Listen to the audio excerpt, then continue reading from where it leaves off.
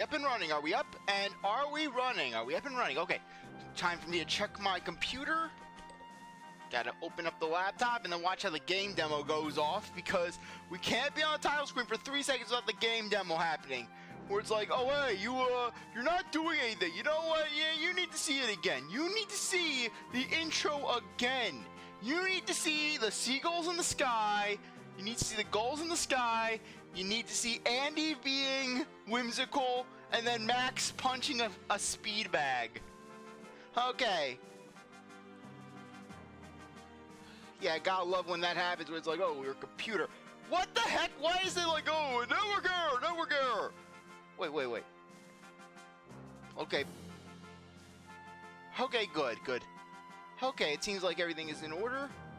Okay, so with that said, okay. Time to get back to my seat. Hey people, CzarThwomp here, and welcome to the first episode of my new Let's Play, Advance Wars 1. So anyways, without further ado, let's get started. Okay, since basically I played this game, you're going to see that basically I have Advance Wars 1, Advance Wars 2. This is the HD, this is the Switch remake, not the original Game Boy Advance, as you can see. Yeah, it's the greatest GBA graphics ever. So anyways, let's just see if, okay, yeah. So anyways, we are not going to be doing my 100% file. We're going to be going for the new game. Andy, wake up. This is the time to be lazing about. Oh, I'm up. What's the drill this time? Yeah, this is just going to be all awkward. Oh. No drill, we got a real situation. It's that madman Olaf. He's throwing things on my lawn again. He's just glaring at me from the other side of the road. He's just throwing stuff at the base. It's the Commander-in-Chief of Blue Moon. Our intel indicates that he's ordered an invasion of Orange Star. Blue Moon? I thought that they were throwing bad guys. We assigned a recon team to investigate, and they just sent word that Blue Moon now holds Coral Fortress. We can't afford to lose that territory. Oh, yeah. Right on! I finally do get to do something! I'm gonna lead the way and save the day! I can't wait to see some action! Oh, no, you don't. Oh, God, no, we're not letting you go, Andy. Damn it, we're not that desperate. For God's sake, you don't even know what an airport is. I do so know what an airport is. What is an airport then, Andy? I know it's a place.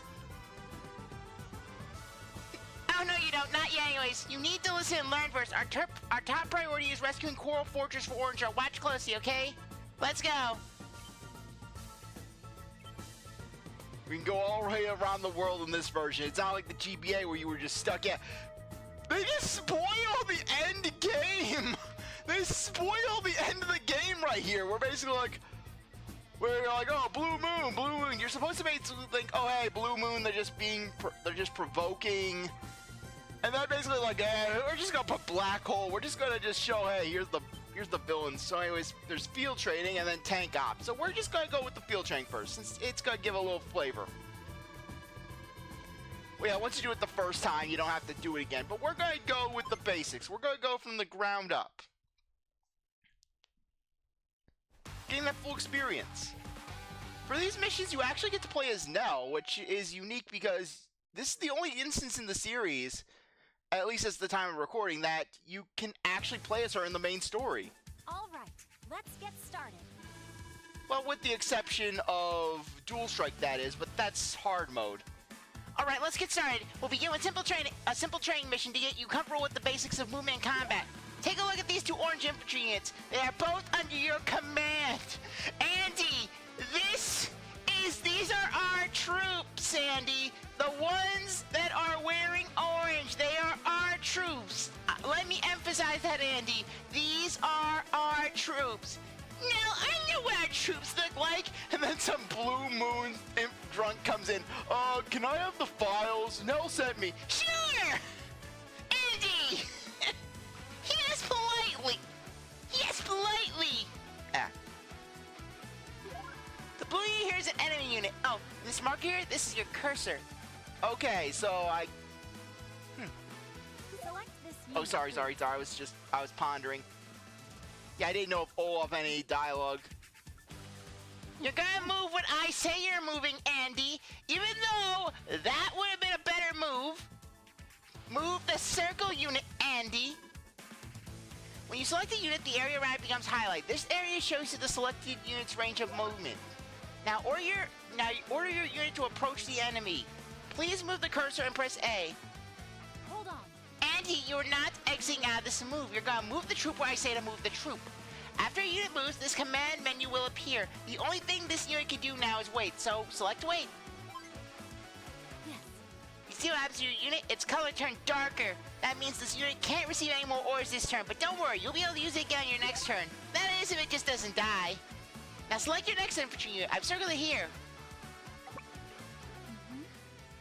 Now see how the enemy unit has a red highlight? That means it's within attack range. Since infantry are direct combat units, you need to be adjacent to your target to attack. Please move your unit next to the enemy so you can fire away. Great job. Now just select fire from the menu and target the enemy unit. Nice work. Yeah, I turned off animations because I've always felt, because while I do like the animations, just when you're in a long fight, basically that's going 30 turns or so, you don't really want to see just every last animation. Nice work, you did some damage to the enemy. You took some counterfire damage too, but since you initiated the attack, your unit fared far better. When you finish giving orders to your unit, it's time to end the turn. To do this, press A on an empty space to display the map menu. The map menu provides all the information and choices you need in order to enhance your playing experience. For now, I need you to select the end turn. You don't get options. You don't get intel. Okay, do we get some Olaf dialogue? I don't really remember off the top of my head. Frankly, Olaf could have always just done the dick move and just run away. Make us chase after him for several turns on end. It's your turn again, but hang on a second. Do you see those numbers on your unit? Those indicate the unit's HP, which means hit points. All units begin with 10, but as they take damage in battle, their HP will decrease. When a unit reaches 0 HP, it'll vanish off screen. They're dead, Andy. It's all your fault. Notice that your unit currently has more HP than the enemy unit does. The unit that attacks first generally has the advantage.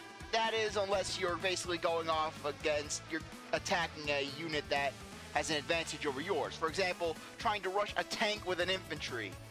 That is, unless it's a Sammy infantry. That's why you should first pick your battles carefully and always fire first. Units also lose some firepower when they get damaged, so it's better to fire on the enemy with this undamaged unit. So let's select it now, but really, to be honest, a 5 HP infantry is going to easily crush a 2 HP on planes. Another thing that Nell's not teaching, basically. Different terrain have different defense stars. Basically, a defense star of 0, basically 0 cover, 0 defense, basically sitting duck. When a unit's on planes, basically, they get a little bit of an extra defensive boost. When they're mountains, which only infantry can access, they get 4, as you can see. 4 skip 3, though the thing with woods is that they're harder to move through. Now you have luck power. You could easily crush that too. Commander, did you know there's an easy way to give attack orders? If I may, I'd like to show you. So anyways, this is one thing that I love that they did with this version of the game. See the enemy unit? It's within attack range, so we can quick fire on it. Try select the enemy unit directly. Yeah, that is nice. Well done, since you defeated the enemy unit, notice that you didn't even take any damage. I call that a win-win. Congratulations, you have completed your very first field training session. I'm so proud of you. Are you ready for the next lesson? Actually, wait. Now that I think about it, yeah, these are just Nell giving you basic tutorials.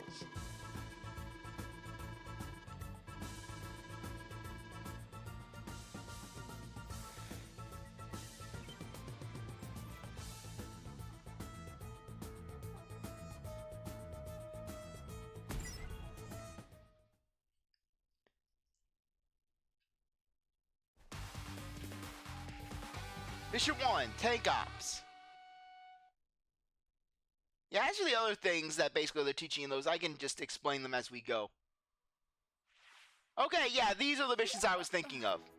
A medium tank? Olaf means business. Even with all our units, we need an airtight strategy to win. Yeah. I know all that stuff. Let's go get him now. I'm gonna send my infantry into the throes of death. Andy, go! We'll deplete their ammo. Seriously, Olaf? Actually, no. Olaf could just take that tank back to a city or his HQ. Yeah, though I like the jazzy remix of basically Andy's theme. Or rather, Nell's theme. Okay, so basically, if your units are on a city that you occupy, or basically, or the HQ, or basically a base when they become available, basically, if they're damaged, they will regain health. 3 HP to be exact, but it will cost money.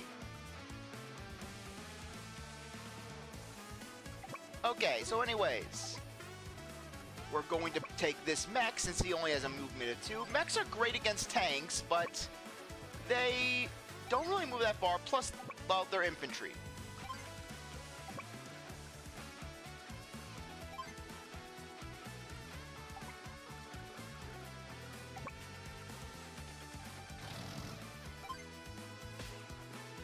So anyways, Nell's ability... Okay, so basically, in regards to the COs, you can basically just view their bios from basically the CO menu.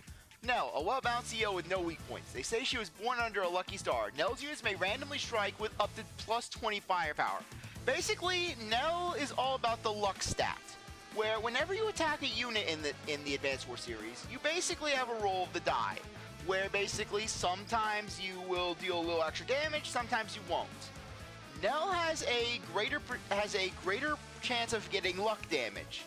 So basically, while Nell is a vanilla CO like Andy is, it can actually really add up over the course of the battle. Though it is basically, though it is a bit, well, it's not entirely reliable.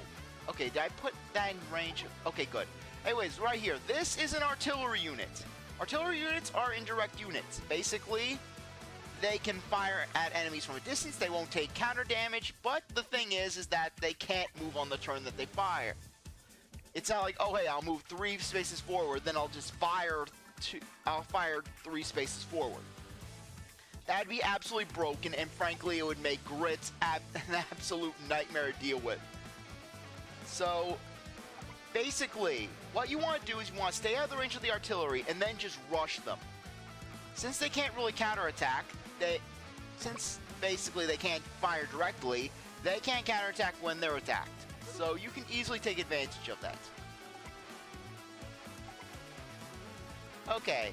Yeah, one reason I wanted to do this game as a stream playthrough was because I knew that I would not be able to basically do this on regular. I tried to do Advanced Wars 1 for the GBA as a regular Let's Play, but it was just each mission would take around 40 minutes or so because I get analysis paralysis in these sort of games.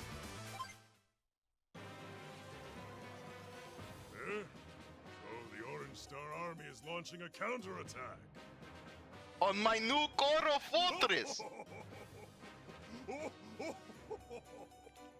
I see you failed to notice my new weapon, Nell. You'll soon tremble before the power of the mightiest ground forces ever. Behold, my one medium tank. I spent 12,000 gold on it. This will be a quick victory for Blue Moon. I really love what they did with Olaf's theme in this. I love the chant that they added to it. It just really adds a sense of gravitoire. Anyways, this tank, I believe that it is set to a passive defense, meaning that basically Olaf is not going to be moving that unless we get within its range.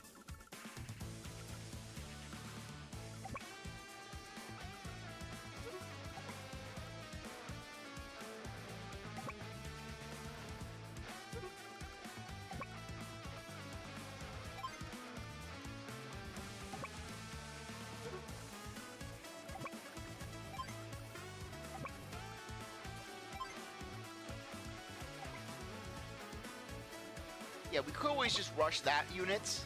we could get a little a little chip damage. But frankly, it would be better for us to just, okay. Yeah, we would be in range. But not if we go into the forest.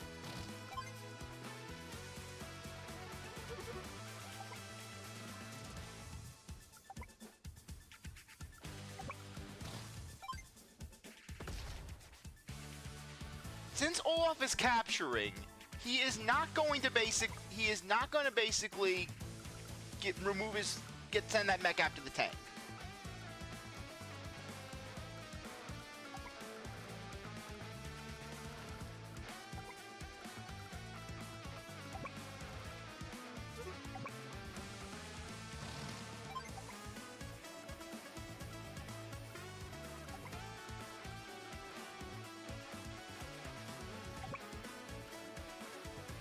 Okay. So one strategy I'm going to use is actually taking advantage of how the AI, they do not like transport vehicles. And plus, we don't really need to keep this APC alive. We're not really going to be needing to resupply our tanks, which are ammo, so which is basically one of the main functions of the APC, as well as just transporting troops over long distances. So basically, we'll just sit here.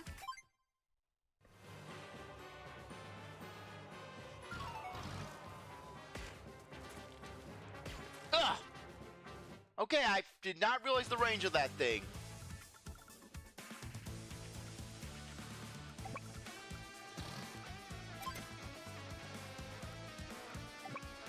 Okay, we are going to retreat this unit back.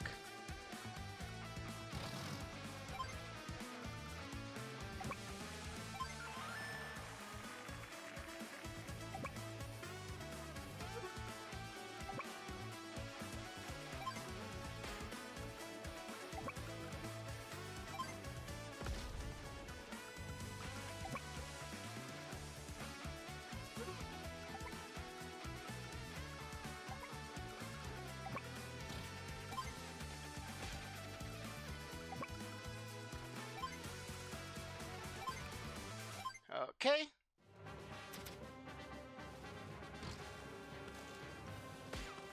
Ugh.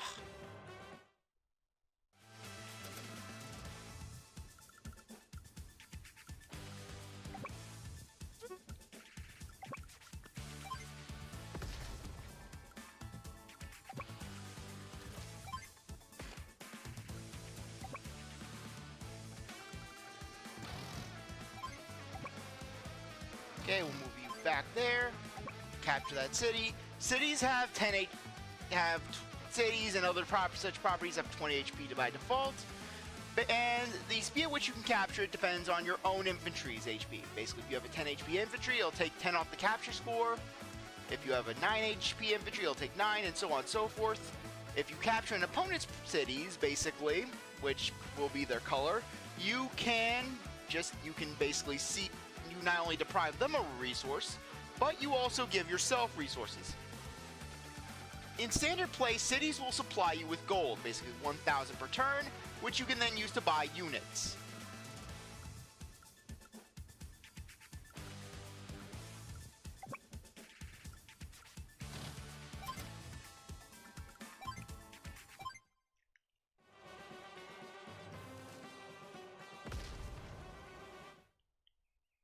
I am not going to get an S rank, that's for sure.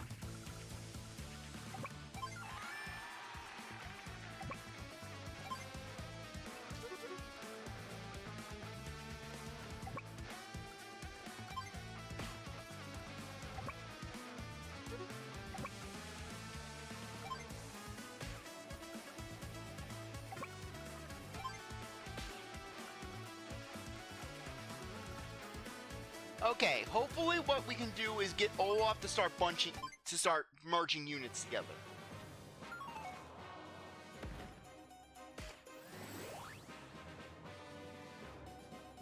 The fury of... Why would Olaf... Oh, right, yeah, this actually is a good thing for him. Oh, and I forgot to go over Olaf!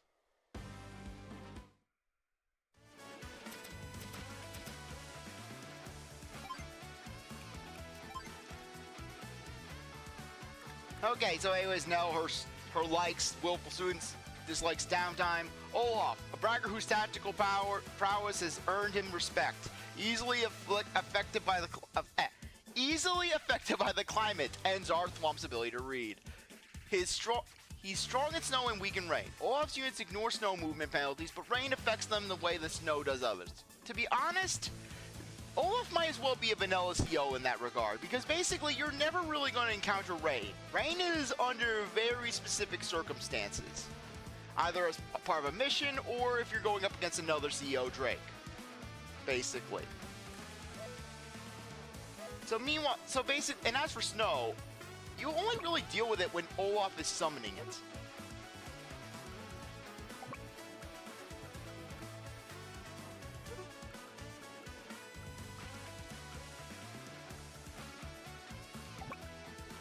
So as you can see, because of that snow, our units are limited in terms of how they can move.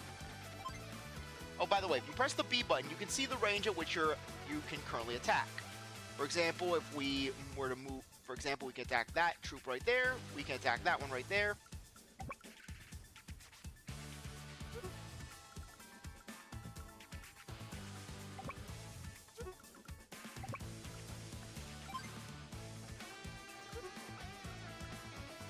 Okay.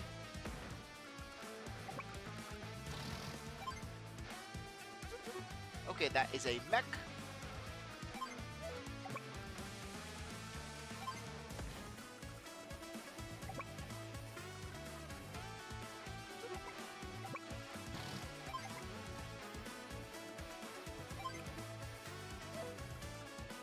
Okay, I don't want to deal with that. I don't want to deal with that mech right there. That's at full health.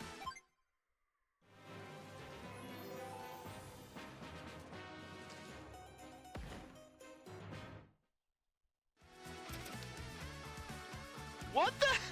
Olaf literally moved his mech in range of an artillery.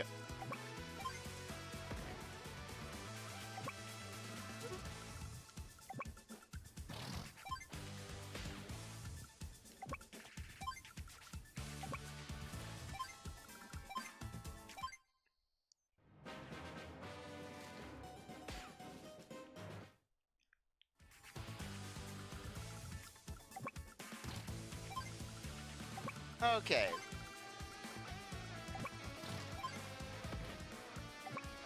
Now that we have that done, yeah, we could have also captured Olaf's HQ, but the thing is this. His medium tank is in range of that HQ.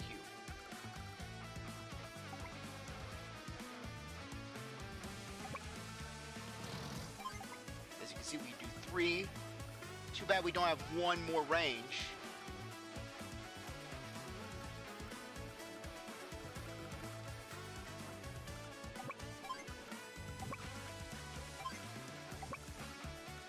Okay. Yeah, this tank is entirely passive.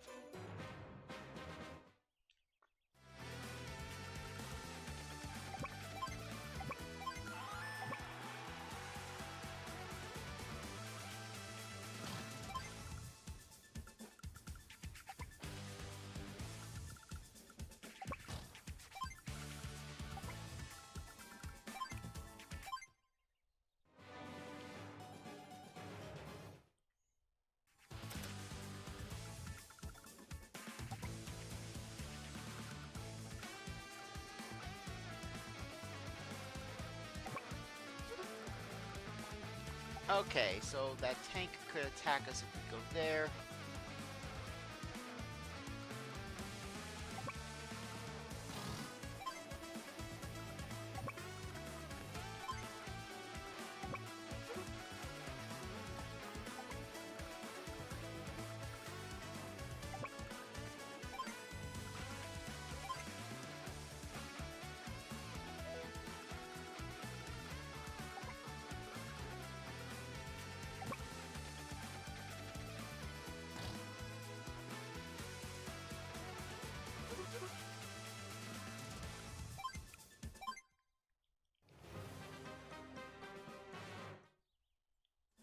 I can't believe what Olaf's thinking. Olaf's like, okay, they are moving towards my HQ, but I'm not going to attack them until they take one step forward.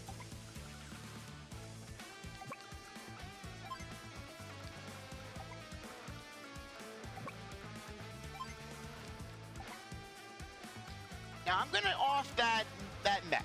I know this may sound cruel, but sometimes in an Advance Wars game, you gotta make sacrifices. And if it involves sending a weakened unit to the grinder, then so be it. I'm just getting started. Lucky star.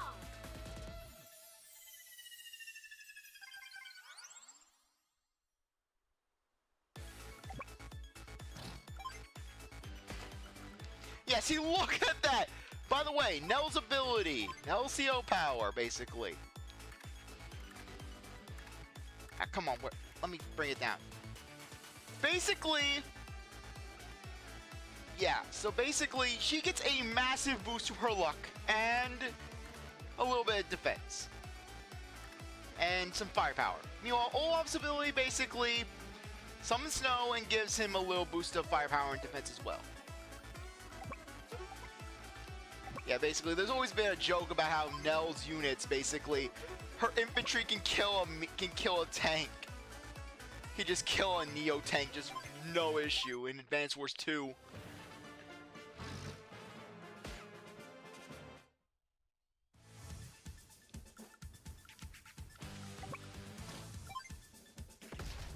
And there we go. By destroying all the units, we won. We could have also captured Olaf's HQ, and that would have also sealed our victory. Well, you really let Olaf have it now by sending our troops to the grinder! No time for celebration. If Olaf has access to Mia tanks, then our current tactics won't suffice. I'll have to ask Central Command to ship us in some new units. What? Even my medium tank was defeated. Curse that nail! Even though I sent that one mech to his death, I sent him to that city. I saw the artillery there, but I said maybe she won't fire. Maybe she'll just send it forward. But it doesn't look like she has any air units ready to use yet. I'm sure I'll enjoy our next encounter. Great job.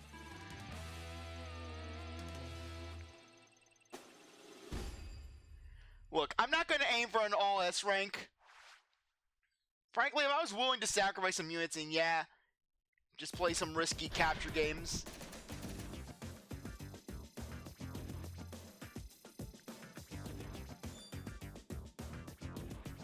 Wait, am I on hard mode?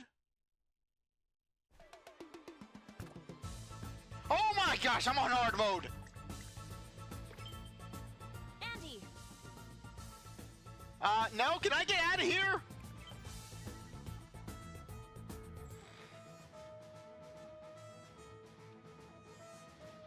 Okay, sorry.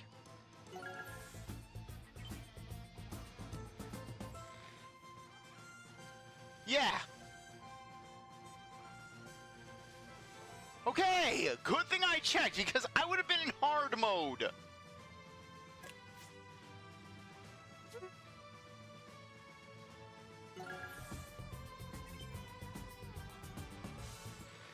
Can I please just quit out? I want to do a classic mode.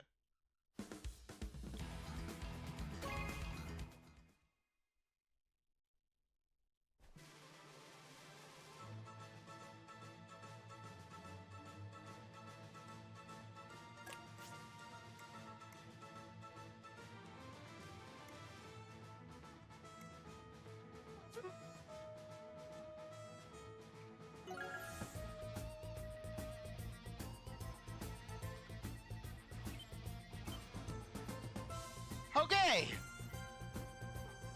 Apparently they don't want you to play classic. They're like, "Ah, screw it."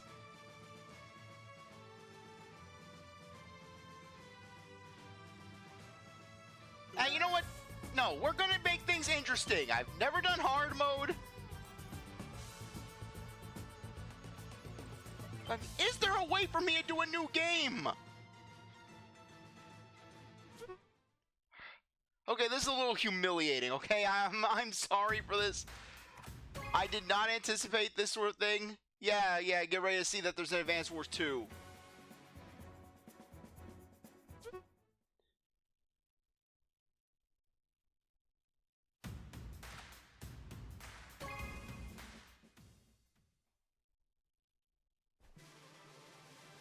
Because here's the thing. I don't want to deal with a bunch of Fog of War missions.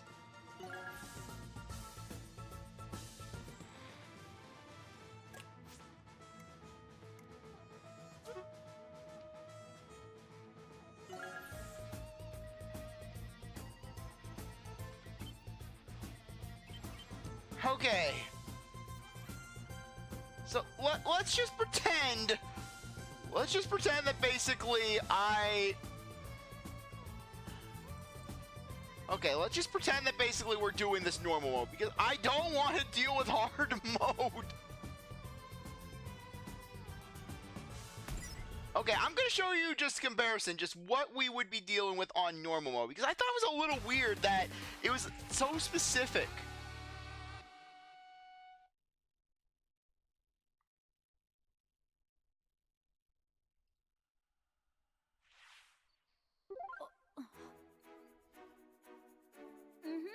Do you...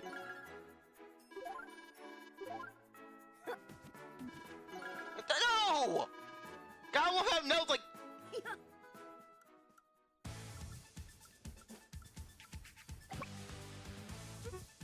Yeah, notice how we have more units to work with and the like. So I'm just gonna bail out since you've already seen just what this consists of. I am so sorry. I did not think this was gonna happen. I remember there being 2 files. Like, you can't escape.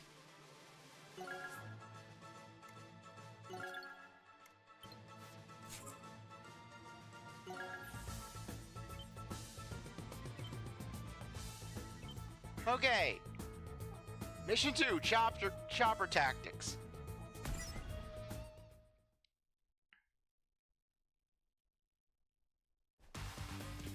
Actually, no. You know what? No, screw this. We're gonna give it an honest shot. Okay, I've come up with something. Okay, yeah, gotta love how I'm basically doing. Do you need me look, to explain? I'm going to go back. I want to get out and go back to hard mode. I've changed my mind. Look, here's what I'm going to do. I am going to basically try it on hard mode. I'm going to try it on hard mode, and if it gives me a hard time, then basically what I'll do is I'll back out and I'll do the mission alternative in normal mode, basically.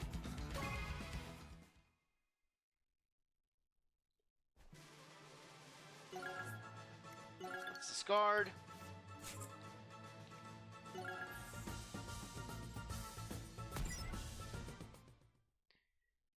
I'm taking advantage of things. I have to adapt. I thought I had 2 files to work with.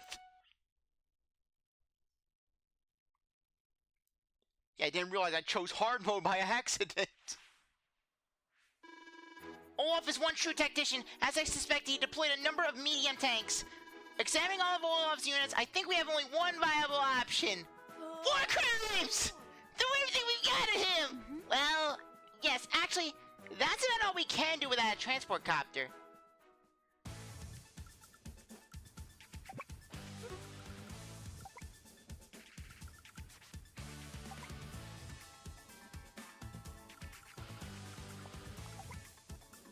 Okay, so anyways, with this one.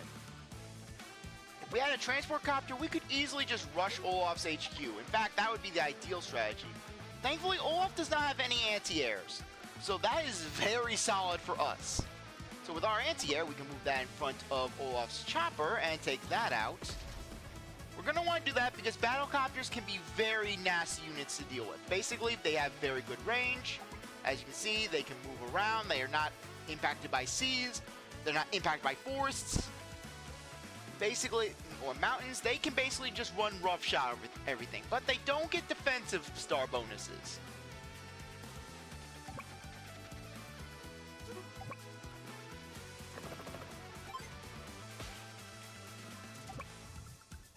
Okay, we'll head down. We'll move our tank over here. That's actually pretty good for us. Olaf will send his forward. He'll try to attack us.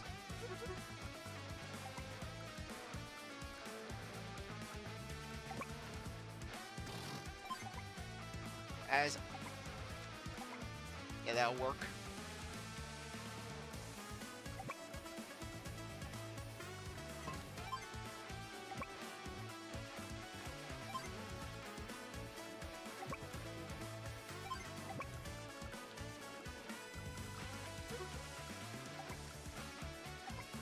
Okay, they can't attack in front of the city.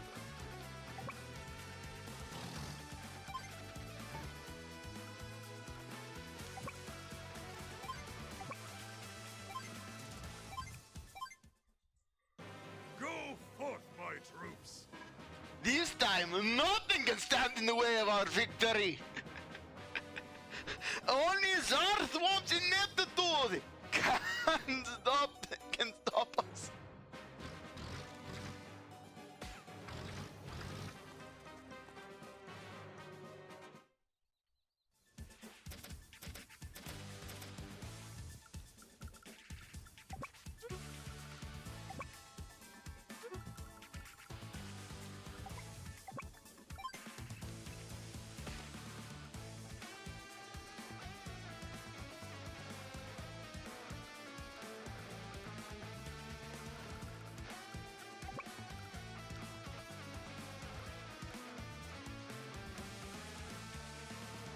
Okay, where can the choppers go?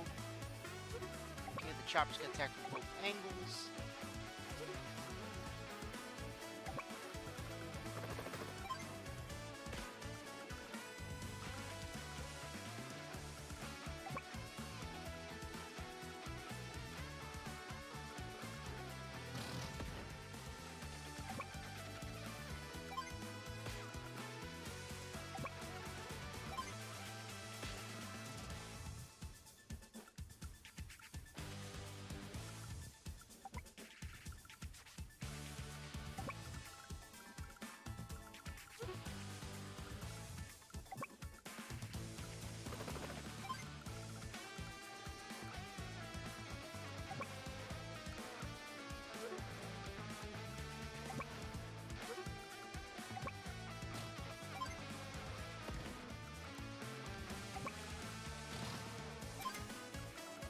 Okay, we're going to sacrifice the APC. Wait, why are we sacrificing the APC when we could just... Ugh. Me and my... Okay, but then again... Just we'll wait, see what happens this coming turn. This is why I didn't want... I was reluctant to do hard mode. The fury of... And then the game just skips it. It's like, we don't need to know about Olaf's statements about how man doth fear winter.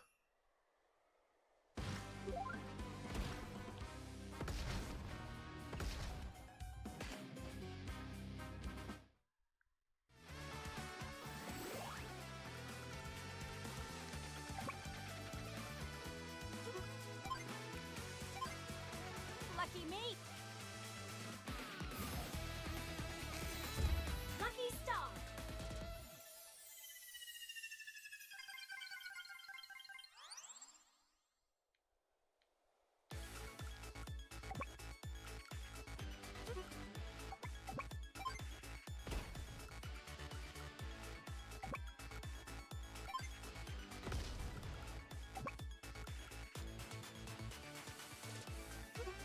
Okay.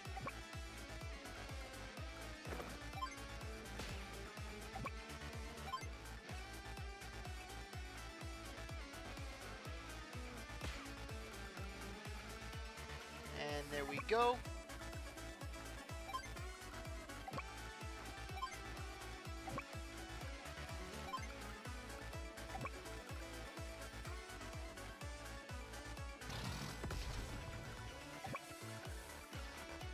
That is the power of Nell right there. Just being able to shred through everything.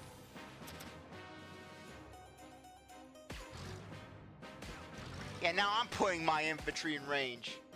But then again, Olaf's the guy who's trying to shoot is trying to shoot a battle copter with an infantry.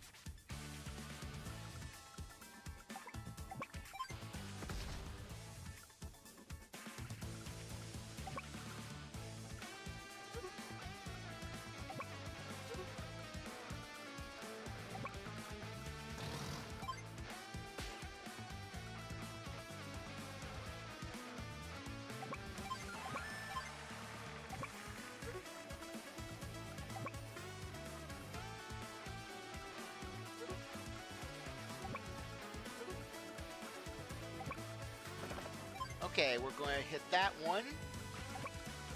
We're going to hit you. Go in and rush you.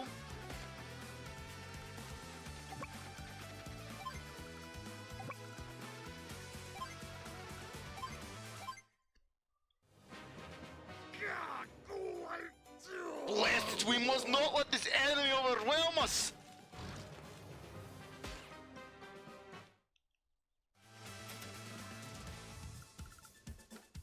So anyways, when the AI sees that when the CPU sees that basically one of their units is damaged enough, they're just going to instantly retreat, no questions asked. So you can easily take advantage of that.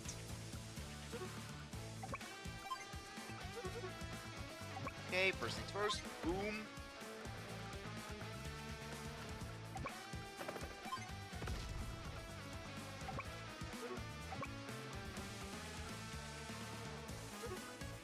Okay.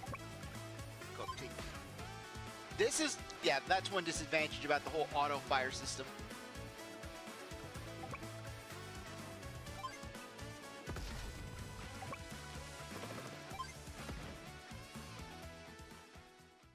That takes care of that.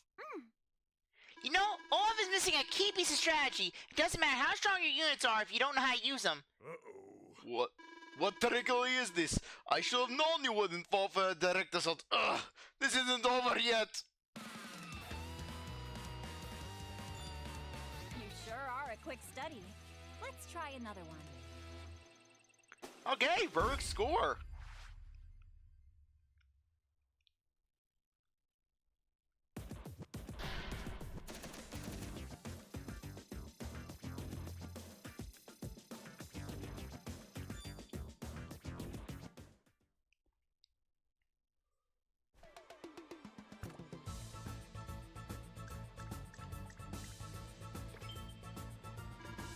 Olaf may be finally taking us seriously. We've nearly pushed him out of the Alara entirely, though we defeated our troops on road to the Lost Fortress.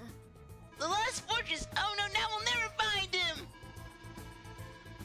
I know Olaf's forces are lying in wait for us in the fog of war, but I managed to secure some units to root him out. I see, well, wait, no, actually, I can't see anything. What are we doing again? Locating Olaf's troops and pushing them out of Alara. Let's go. The fog is thick on the way to the Lost Fortress. Let's give our troops the vision they need to see through. I have never been a fan of Fog of War. Fog of War, it can be nasty. Thankfully, they did fix it in this game. You see, I'll explain when we actually get into it.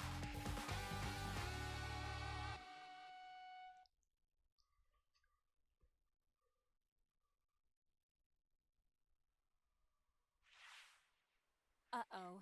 Uh-oh, this could be trouble. The surrounding area is almost completely hidden. Olaf's troops could be anywhere, and we wouldn't be able to see them. War is so mysterious. It's fog, Andy. That has nothing to do with the war.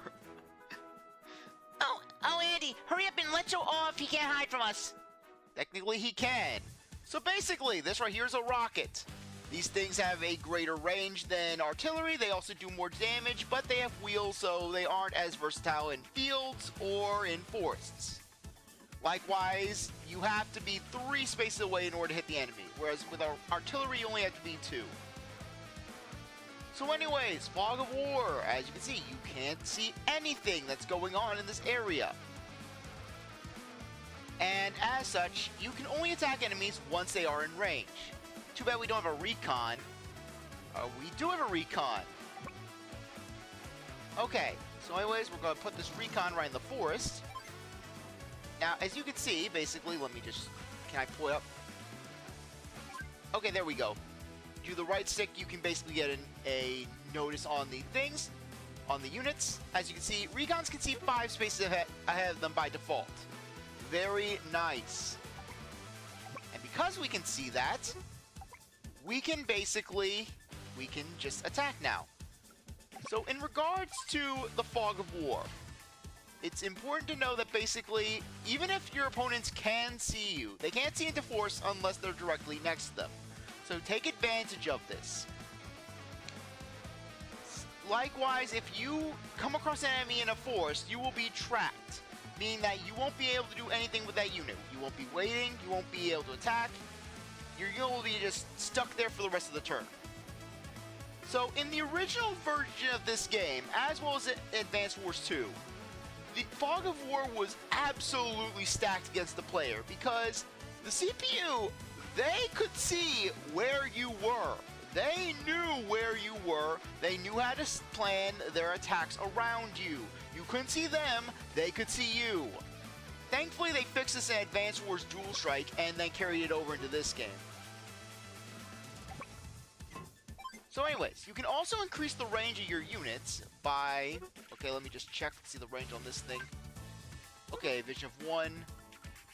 But I am going to be on the safe side.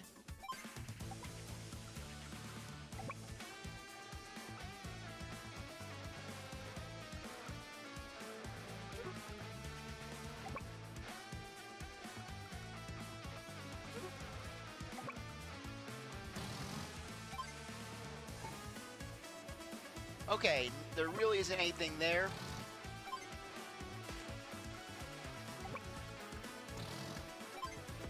By destroying that unit, we essentially made it where Olaf's range of vision was decreased. So now, he can't really readily attack us.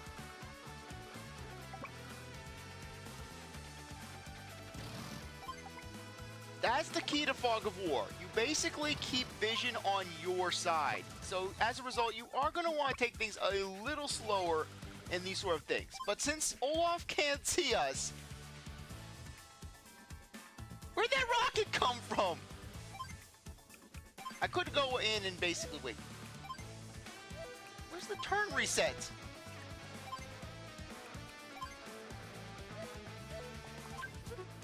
There's a literal there should be a turn reset. Did they take it? Is it not available in this mode?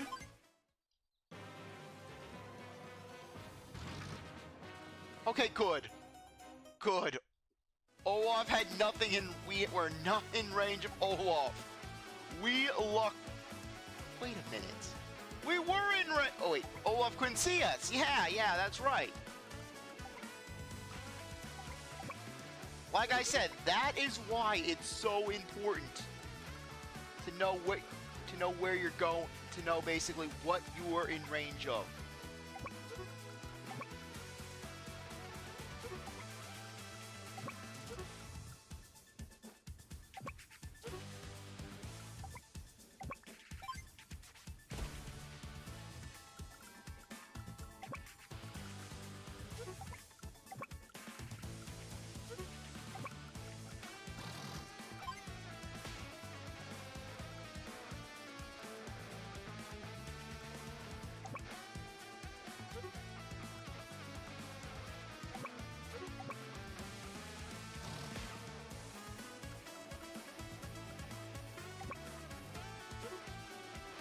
Now, in Fog of War, it's a very good idea to keep your units... It's a very good idea to basically just make it where your units just are not seen.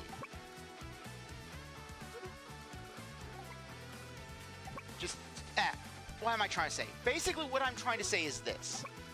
If you see an enemy unit, no survivors. You don't want them to basically... You don't want them to get the jump on you. You want to keep them out of your vision range. You want to basically make it where they can't readily attack you. So that's why we're going to keep that recon there. I don't think Olaf will have that many units. Can you? Honestly, from the look of it, just challenge mode is basically just regular mode from the original game. Because really, Advance Wars 1 could be absolutely evil when it came to difficulty. It was the first game in the series, but darn it, it knew how to break you.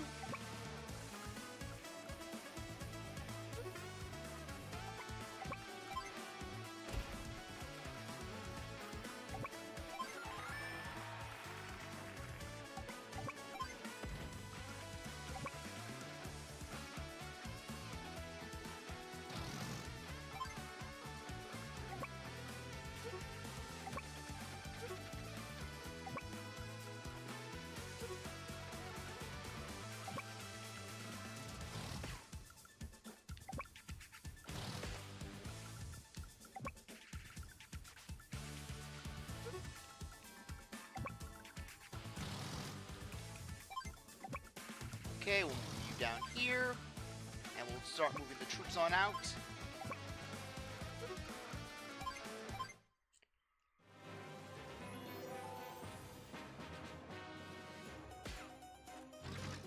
Whoa!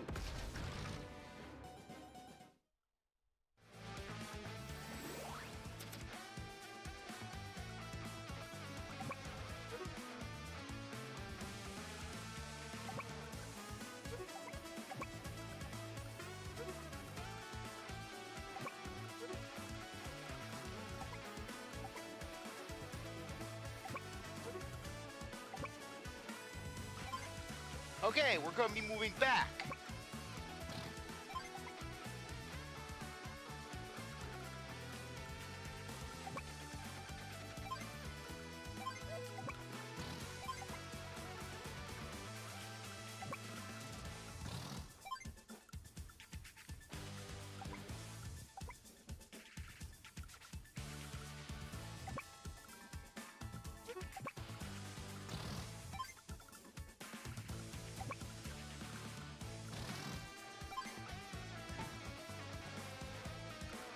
I did not see that medium tank.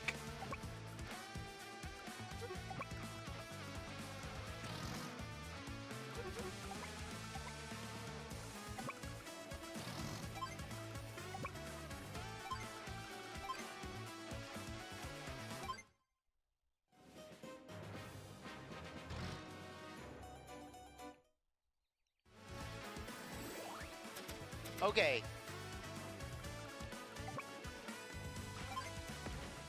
Sneak in.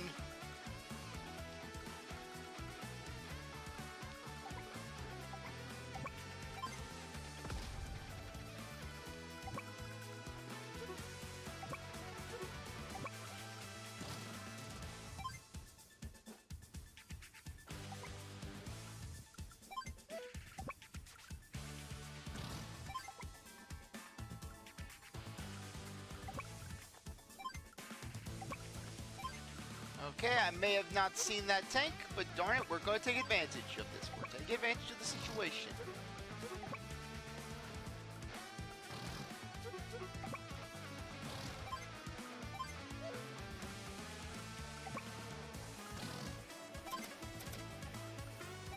Okay.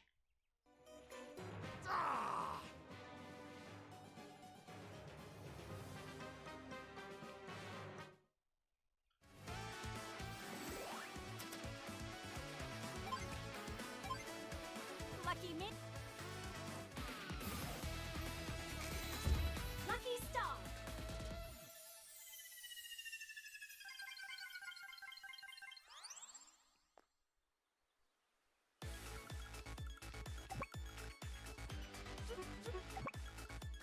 What? Okay, good thing I checked.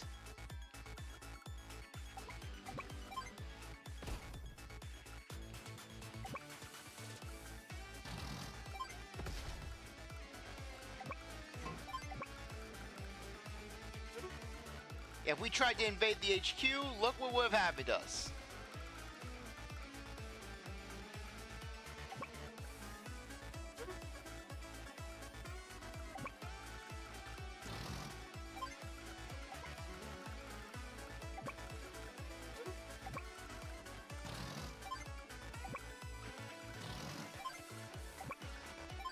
Okay. And we might as well just capture that city while we're at it.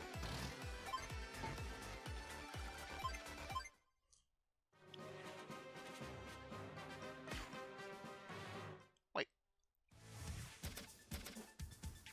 What? Does Olaf seriously have a battleship over there?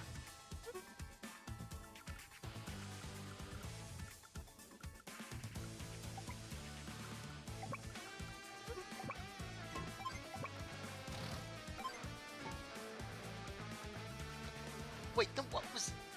Okay, I see it now.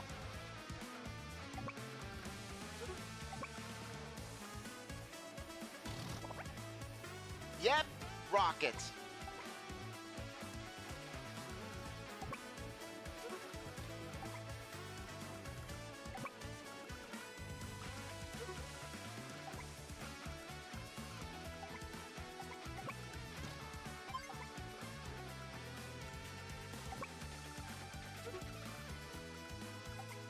Okay.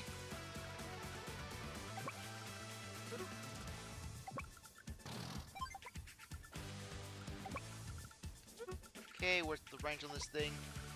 Darn, the defenses are practically impenetrable.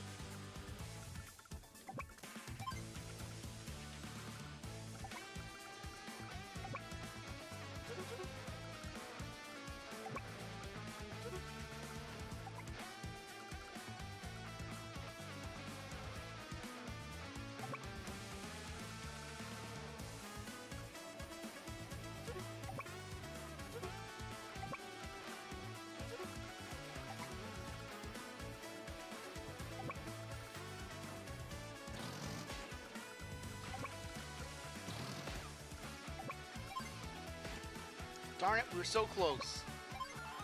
But we still have this battle in the bag. At worst, we're going to lose just 2 units or so. Attack the weakened infantry! Frankly, if Olaf had a battleship, that would be cruel. When it comes to attacking units, you want to attack with your indirects first, then go in with your directs.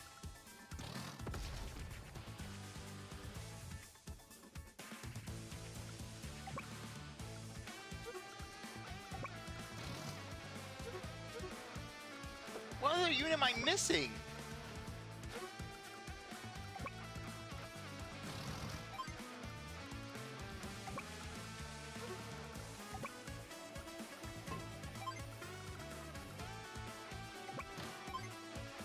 Oh, a lander! Olaf seriously has a lander to troll us. Basically a lander, what it does, it's a naval unit that can, well, as the name states, transport any 2 landed units basically across seas and can drop them off on beaches. And in Fog of War, you have no idea what units your opponent is carrying. Most likely he's carrying nothing. It's just a lander for the sake of being a lander. And the irritating part is that landers cannot be attacked by just anything. You'll have to use tank fire, artillery fire, air units, things like that.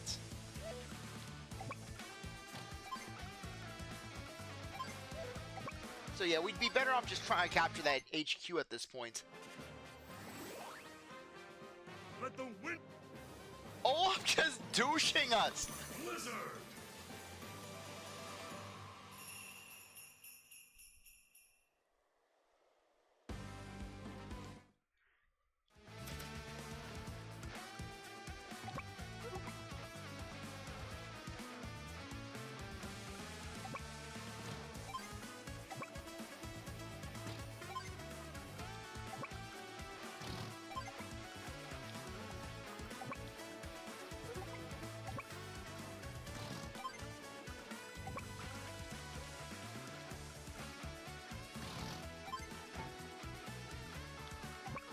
Okay, we'll have this battle won in 2 turns.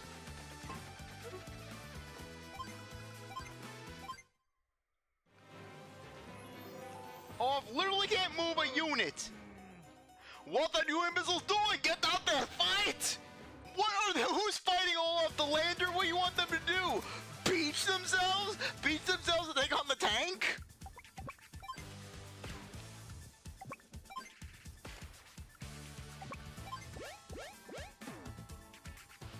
can't turn off the capture animations on HQs because basically, well, they're HQs. They're very special properties.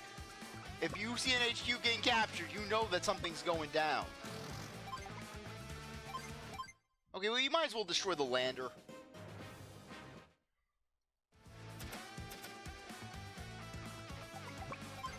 There. Ah, so they're taking back some of their Orange Star territory. I'll concede this there, but the real battle is yet to come. Well done! Incredible job! We finally driven Olaf out of the alarm region. That said, there's still a great deal of work to do. You've come a long way in a short time. I have a feeling that you're ready to handle your own missions from now on.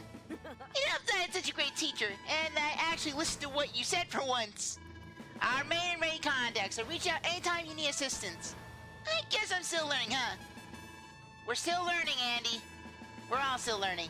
You're still young, but your abilities are already top-notch, although you could exercise a bit more patience sometimes. Good luck. I'll be rooting for you. I have high hopes for you. Show me what you've got.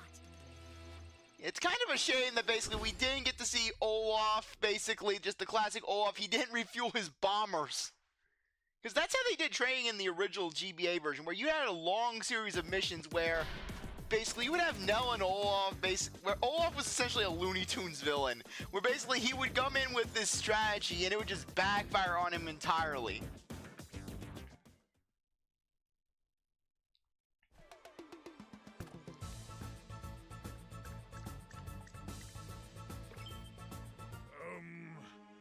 What? The Orange Star forces here so soon? But wait, something's not right here. No one leave Orange Star's capital city unguarded, which means a new commanding officer! Excellent! I've lost a few battles lately, but no more!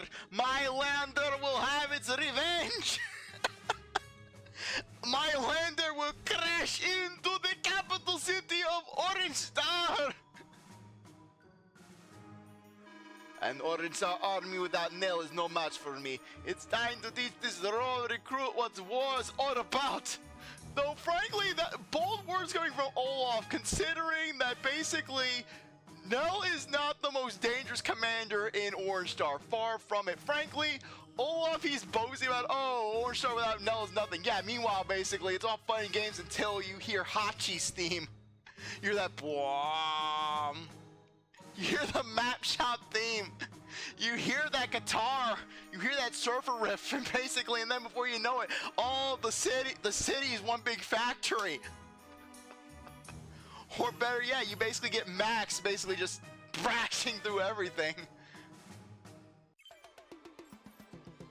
Olaf has assembled his army in the heart of Orange Star. This time, Andy takes command all by himself. Basically, in the original version of the game, you would have that series of missions that I was talking about with Nell, where basically you would have a mission, oh hey, here's the basic movement mission against Olaf, here's the basic tank mission against Olaf, here's the air mission against Olaf, the bomber mission against Olaf, where he forgot to refuel his bombers, teaching you that if your air units run out of fuel, they will crash, and be completely taken out of the battle. Whereas your ground units, if they run out of fuel, they'll just be halted in place. They can still fight, they can still fire, just they won't be able to move. Likewise, your naval units, they'll just sink to the bottom of the sea. And then this is where the story would start off, basically, once you got the training. It's war.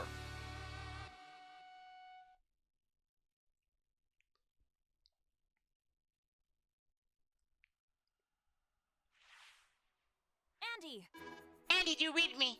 Nell? Nell, is that you? Is this a transceiver? What's a transceiver, Nell? That's right, Andy. I'll be using it to contact you from here on. Are you a force ghost? No, Andy, I'm not a ghost. My voice has just been carried over the transceiver. Since this is your first solo mission, I wanted to make myself available in case you need advice. Don't screw up, Andy. Please, for the love of God, don't screw up. I'm gonna screw up. Good luck. Oh, Andy, you're not enthusiastic. Good luck. Okay, so anyways, Andy, unlike Nell, he is a 100% vanilla CO, basically meaning that day to day, he's going to have 0 benefits, but he'll also have 0 drawbacks. And frankly, Andy is a very solid CO to work with. A mechanical boy wonder with good all-around skills. Impulsive to a fault, he's fiercely protective of those he calls friends. And he's average with no specific advantages or disadvantages. Hits, mechanics, misses, waking up early. Basically. And Andy's CO power is Hyper Repair. Basically gains 2 HP. His units will instantly gain 2 HP, and they'll gain the typical 10% firepower and defense. So basically, Andy is a very solid all-around CO.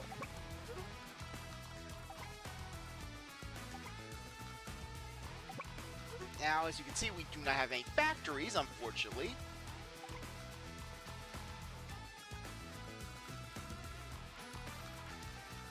So with that said, those medium tanks are going to be our biggest issue. Why can't we have a medium tank now? Oh, yeah, there we are. Wait, that's just a regular tank. No, you are underfunding the capital. You are screwing over Andy here.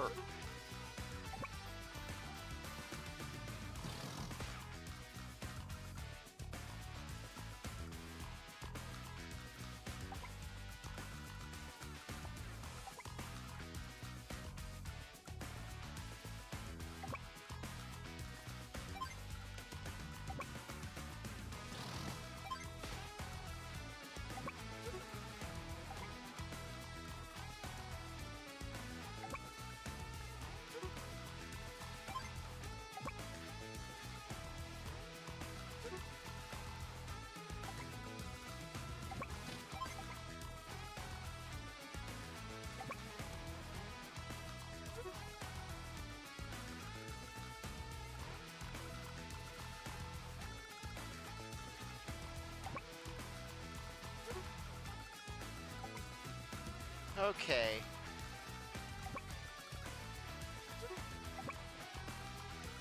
Honestly, frankly, this front up here could use our help a little more.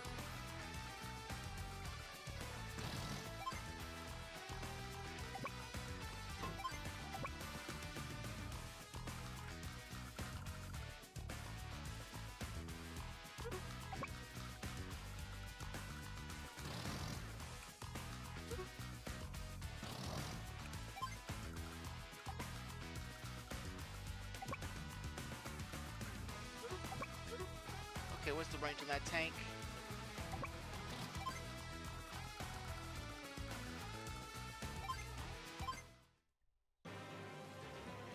This mission, even in the original version of the game, can be a bit brutal. Because you have no factories, and Olaf is overpowered. Yeah, Olaf has more units, he has better units, you have no factories. It can be insane. Frankly, it can be a little jarring considering basically Advance Wars 2 is supposedly the bigger, basically you're dealing with a bigger threat of an enemy.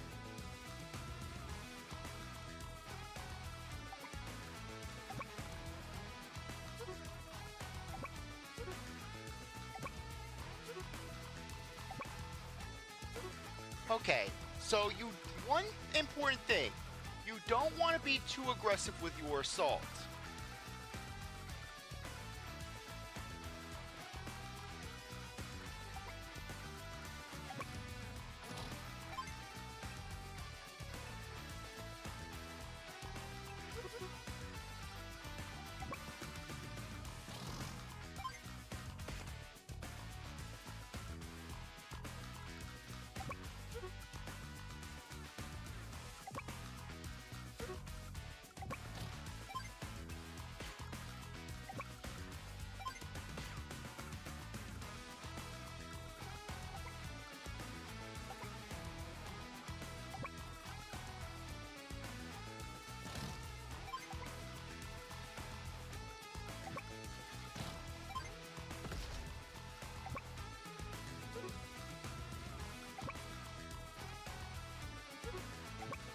Okay.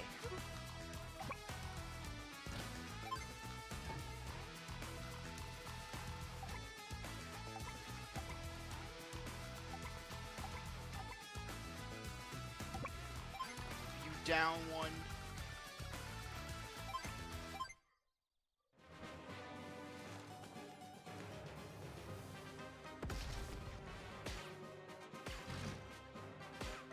Crap, forgot about the rocket.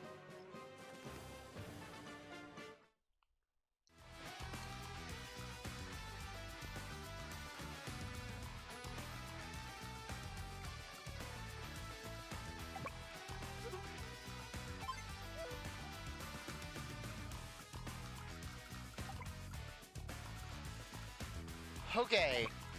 We're gonna want to backtrack.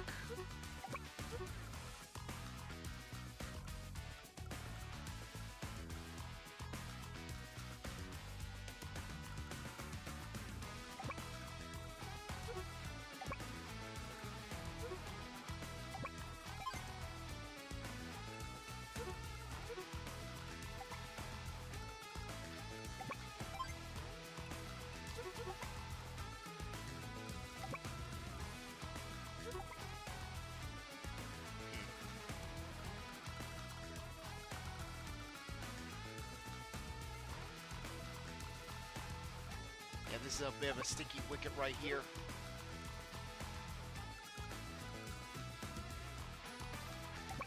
We're not exactly swimming in tanks.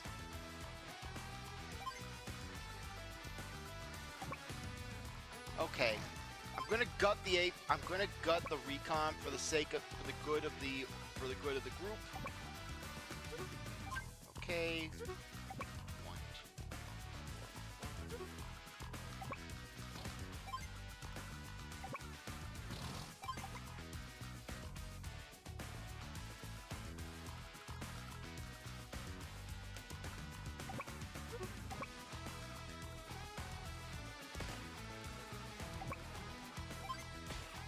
Frankly, I'm just gonna take advantage of those guys while they're in that state. Okay. We'll probably lose an infantry to that.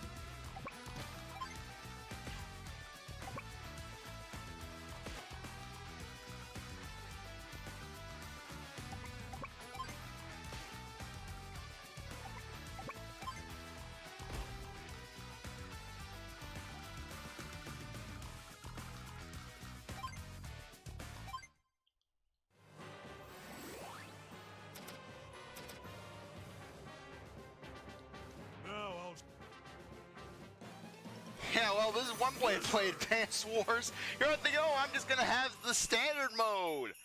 I'm gonna have to reset this mission probably.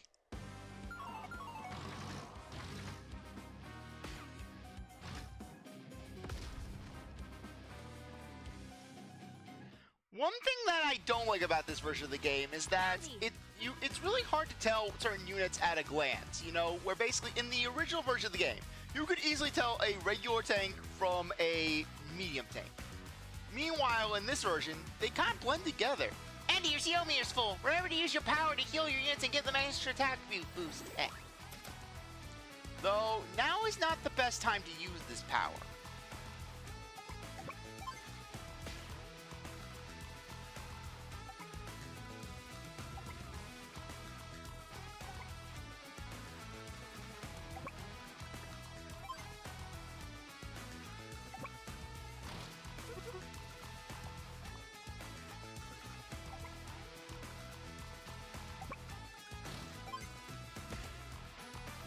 Okay, we're gonna get that unit back.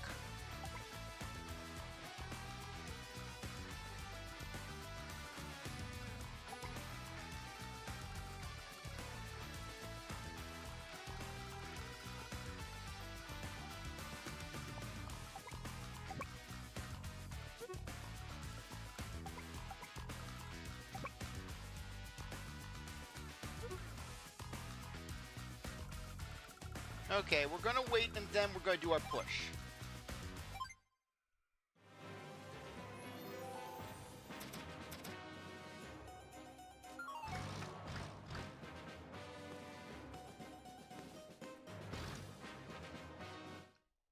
Huh. Weird that he didn't do a strike.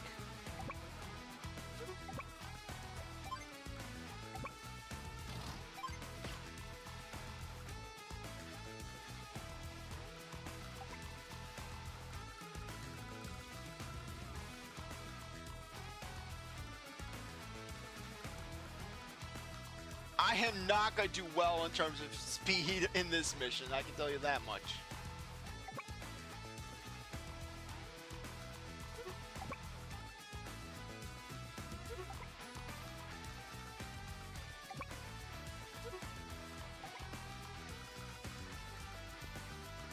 But darn it, we're gonna live.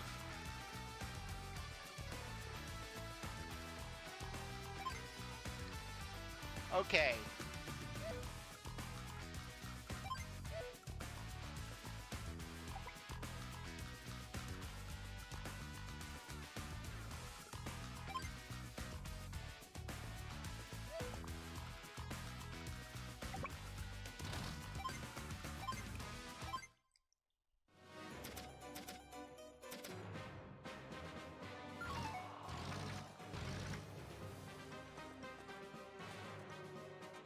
Oh. And now we're basically screwed.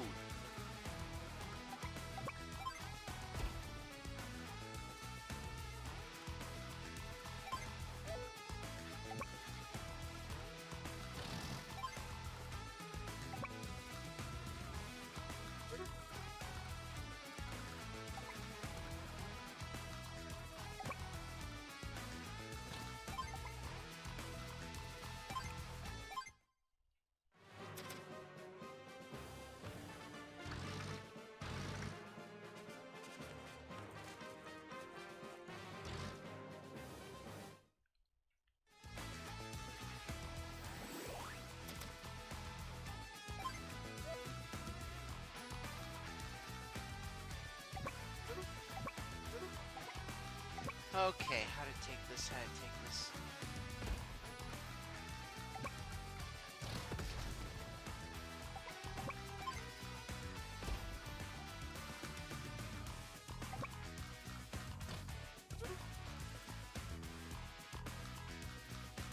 Okay, 41.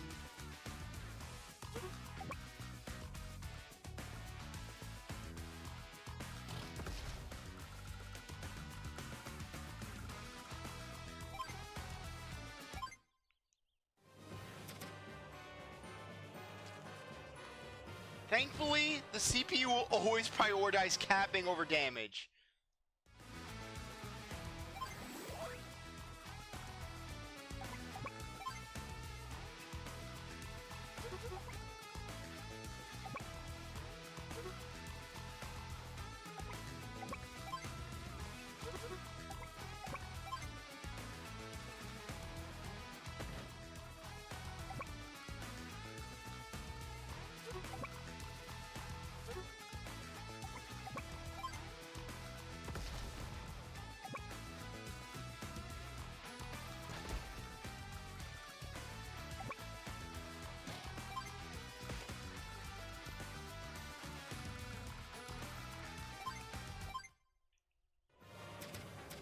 Darn it, I'm gonna hang on!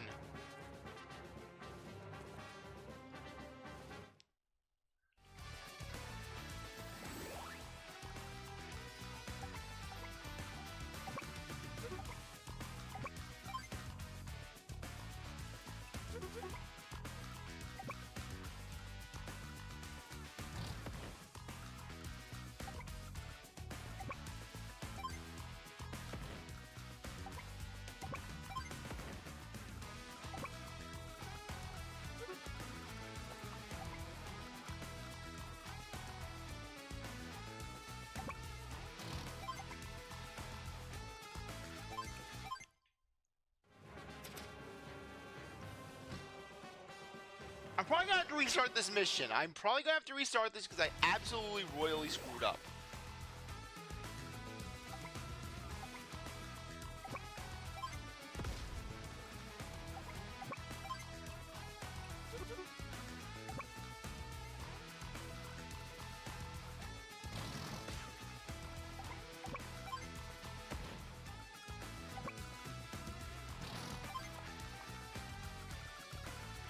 Okay, I'm just gonna restart this mission.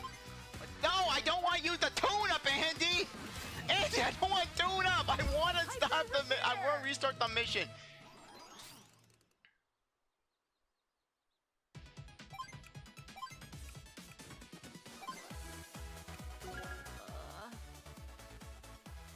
CO power isn't fair. It's almost impossible to move your units around once it starts snowing. I suggest grouping your units to move in the snow. Don't give up. You'll be in next time. Yeah, we lost the guy, but we'll get him next time.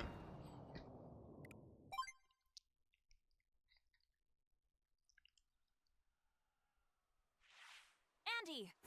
Nell?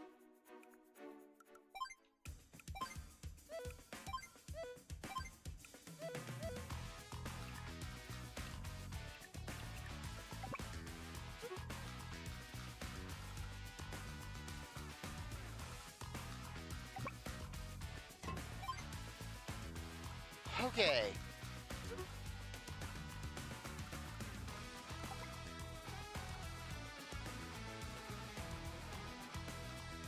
This time we're going to be a little more cautious.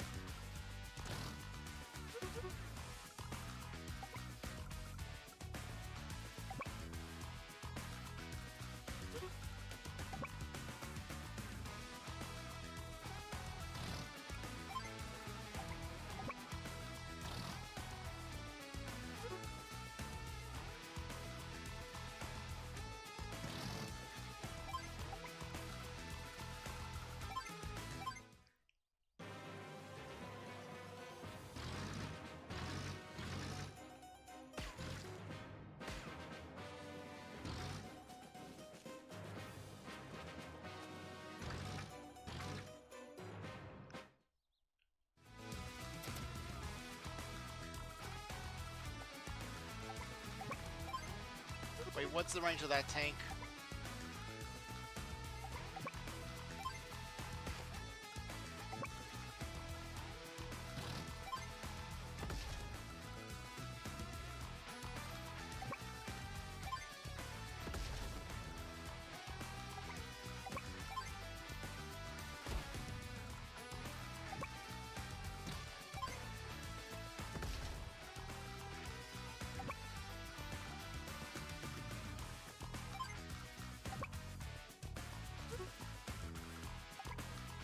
Oh crap, we're gonna get hit big time.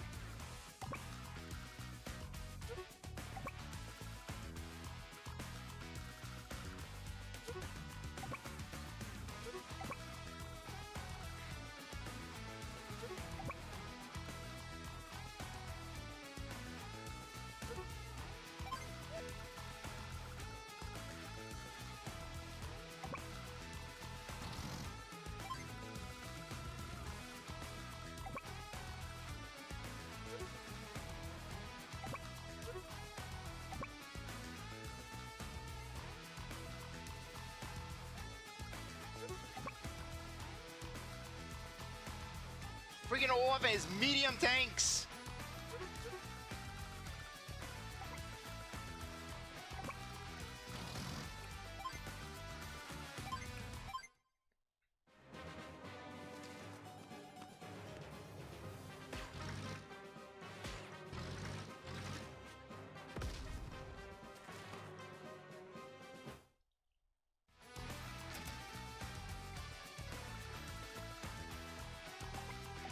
Okay.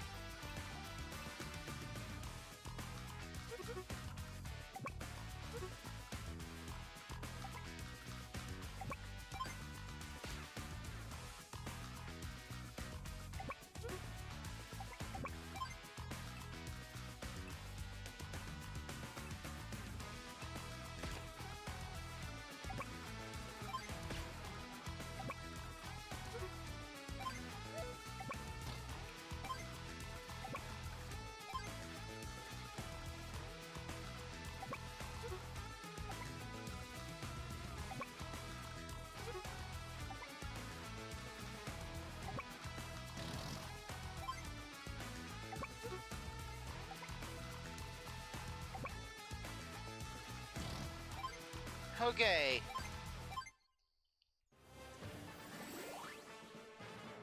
Now I'll... Blizzard! How long have we been recording, Accuracy? Watch it, it's 2 hours. Okay, only an hour and a half.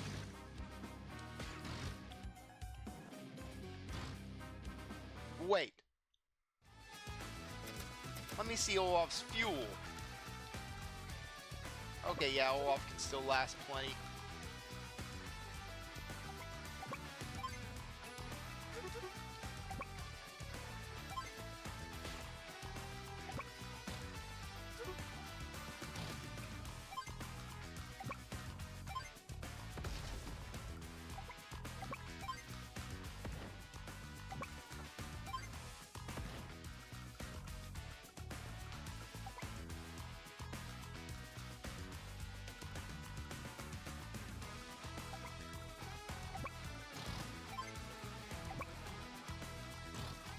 As long as we don't lose the HQ, we're fine.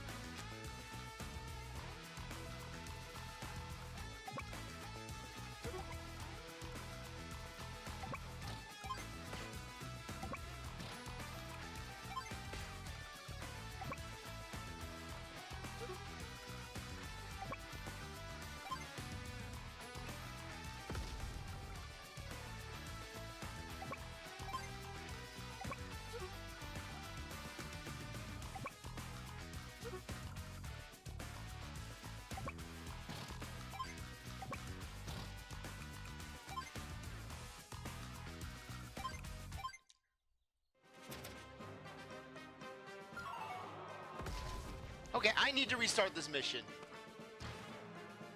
I'm doing something wrong here. Andy! I am aware now of the CO meter. I am aware of its fullness. It wasn't his CO power now. It was his freaking tanks. You gave Andy nothing. And I actually hit the quit button. Huzzah.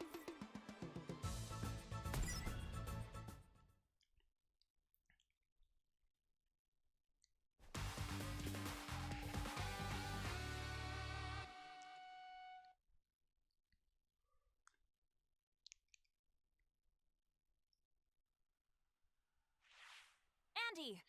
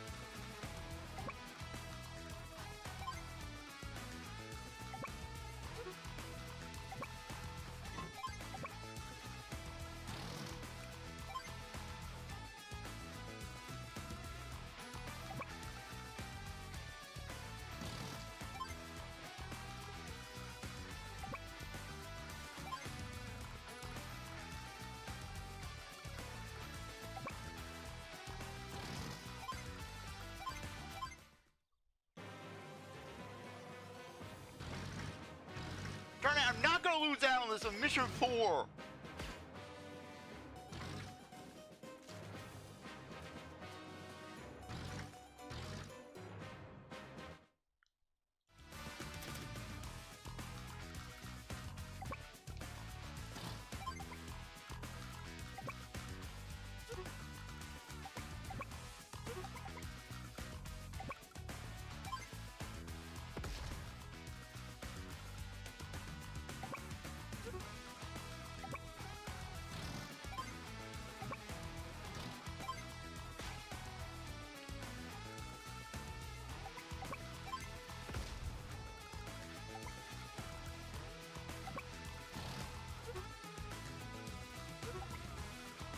Okay, I may have something this time.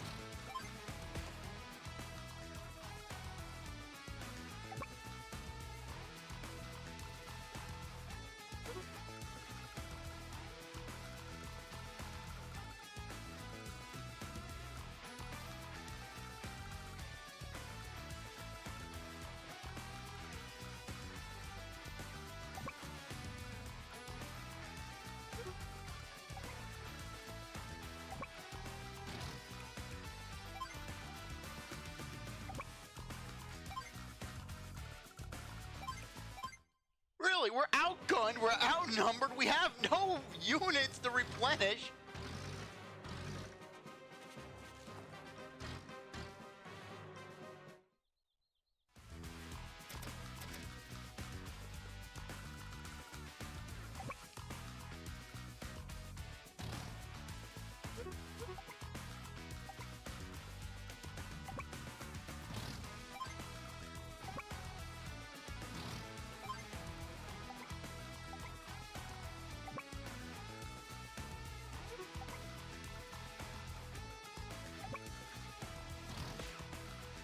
There we go.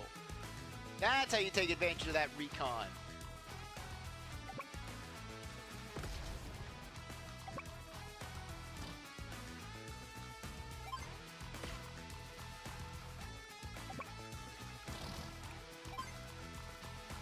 Okay, we may take some damage with the tank, but at least on the tank, but at least we can potentially take out that medium tank.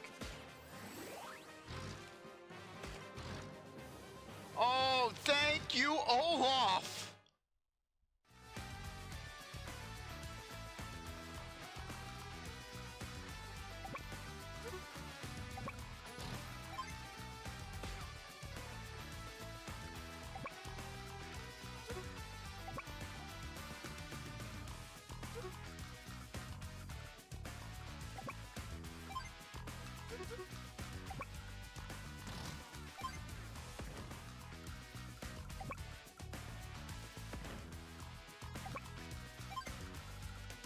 Okay, there we go.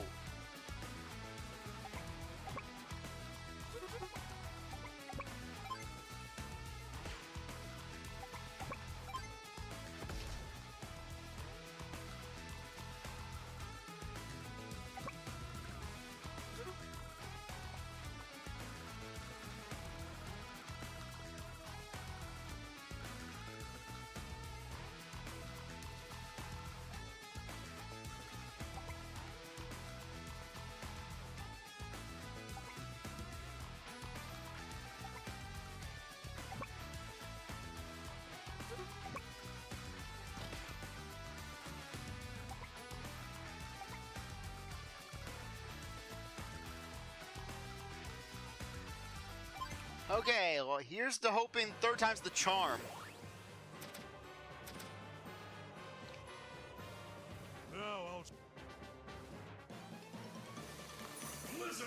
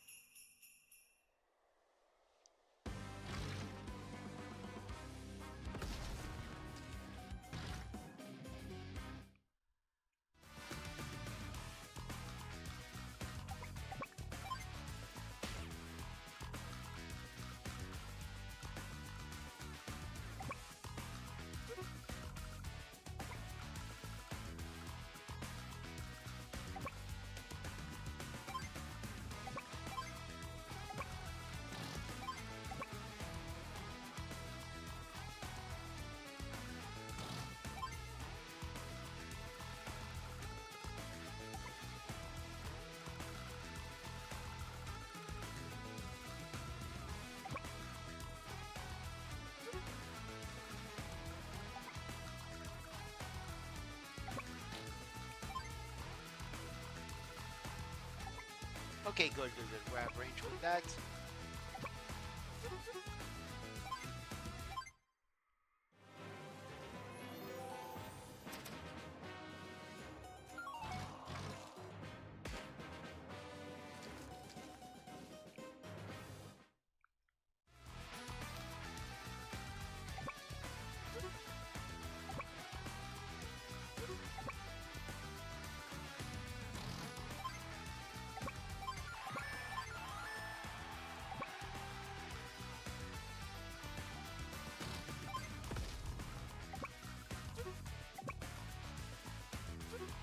Okay, I'm not really all that comfortable with sending our unit forward.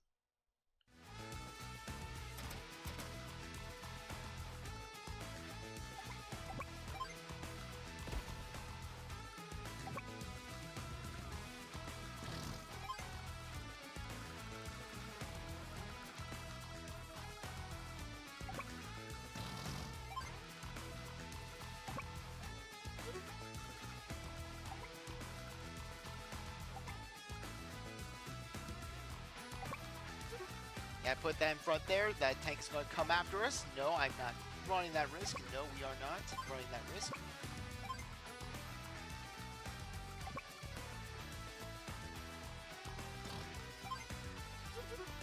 Range.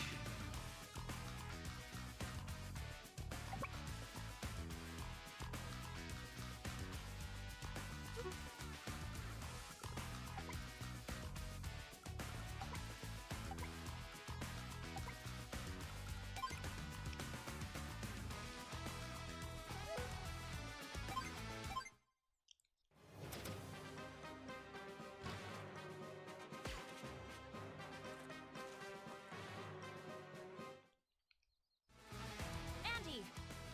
I am aware now of the beater.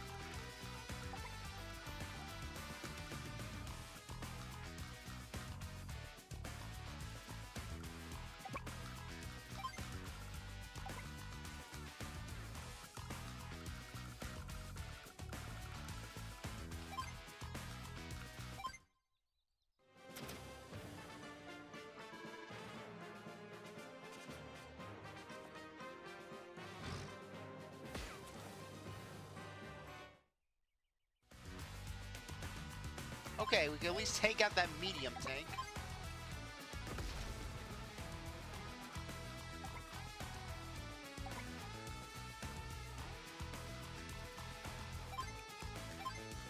Time for it. Sometimes you just want to take things slow and steady, especially on a map like this where you have no factories.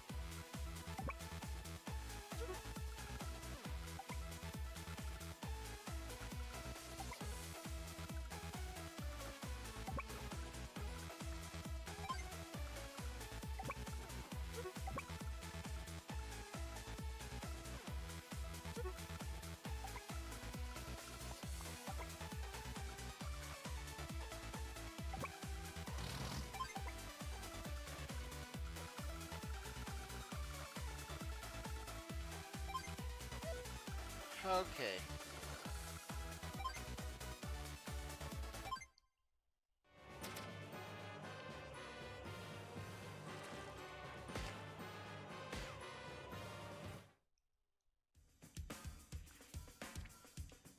How many bolts do we have left? Okay.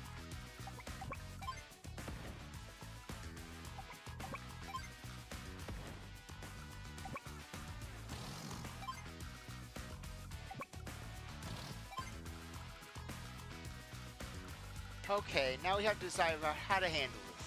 Are we going to go from the north, or are we going to go from the south?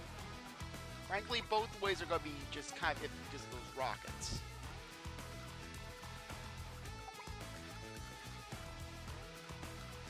We can try to get a jump on that southern rockets.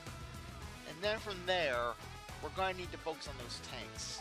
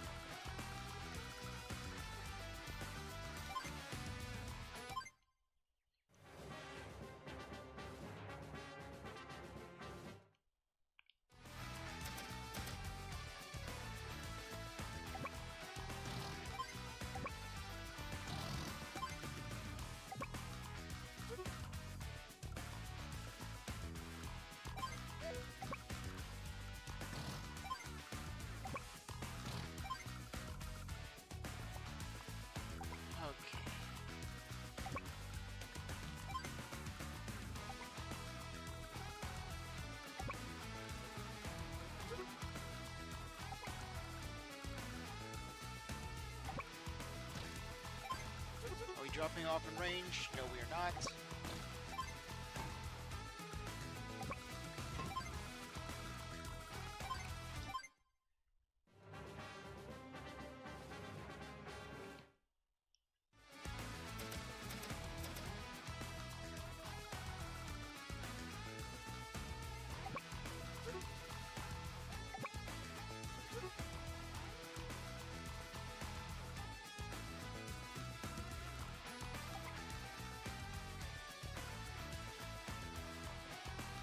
Unfortunately, there isn't a seamless way to get through this.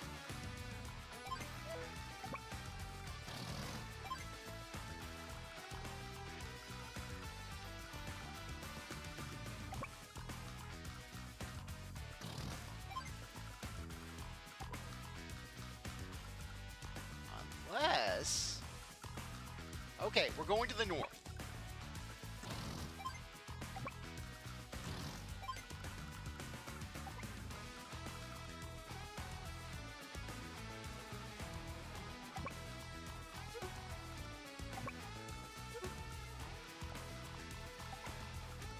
Kind of trapped here. We'll pick off that northern tank first. Then we can launch an attack straight on the north. Frankly, just the thing with a map like this is that you would think, oh hey, HQ cap, that would be the best route. But no, the HQ is blocked by 500 medium tanks. And you have no way to build resources. Granted, if this was a thing where, oh hey, I had a factory, at least one factory, even if Olaf had a single factory, that would be doable in this mission, because then I could just start spamming artilleries, or I could start spamming mechs.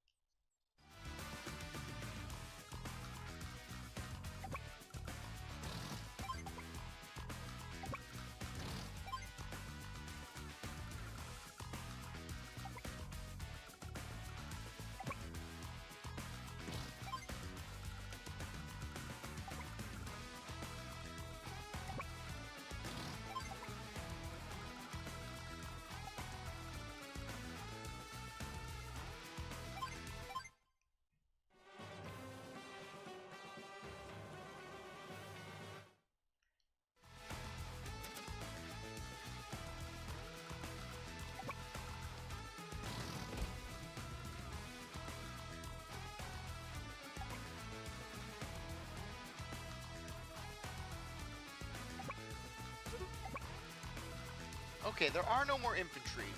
So this APC is as good as useless.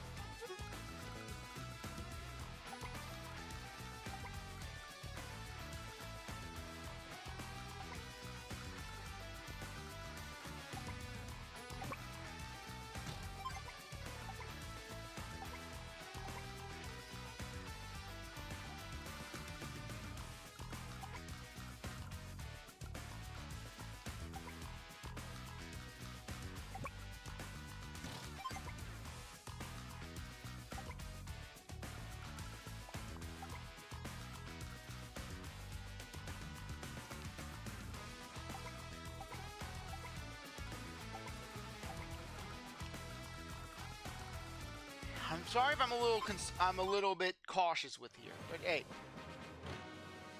Olaf could finish us off with one bad string of tanks.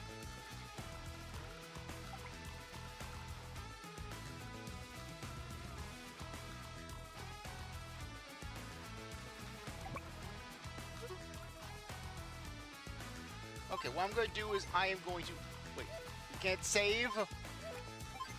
Right, yeah, challenge mode. They take away all the options to make it where you don't get screwed over by a bad strategy. You have to redo the entire fight.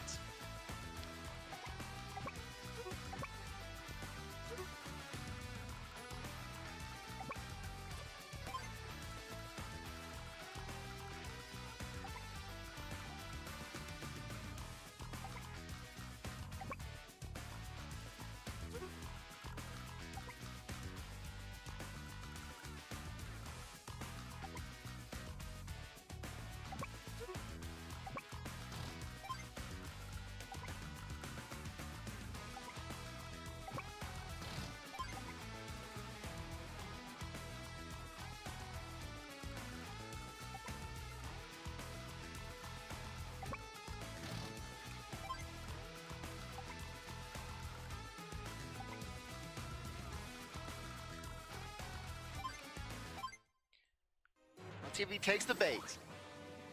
The Fury! Blizzard!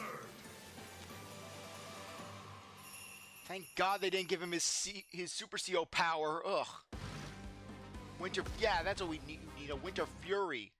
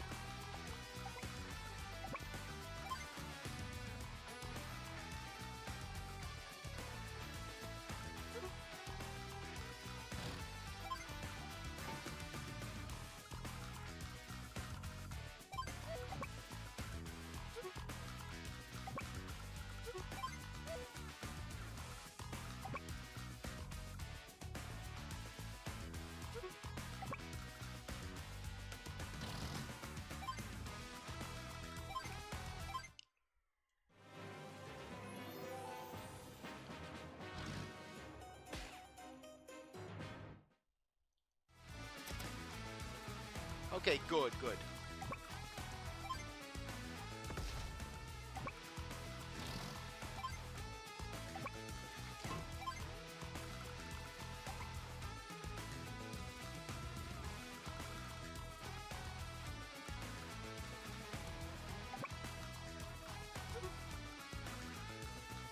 Okay, we're gonna want to bring this tank up here. Back. You forward. You can also come forward because we're focusing all our efforts on the north. Okay, I'm getting this.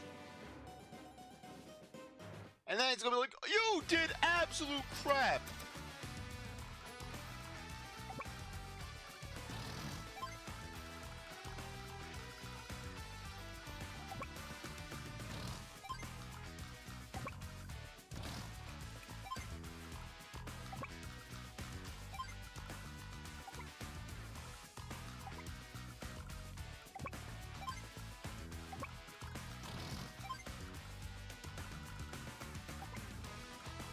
Okay, this is a bit of a problem because that rocket is blocking off our route.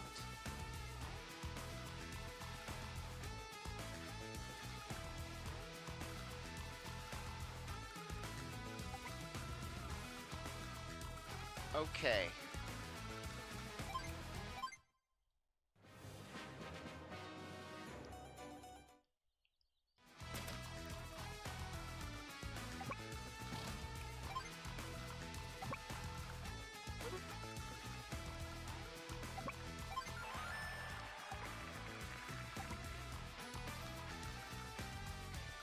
Too bad we can't match the range. Too bad we don't have a rocket.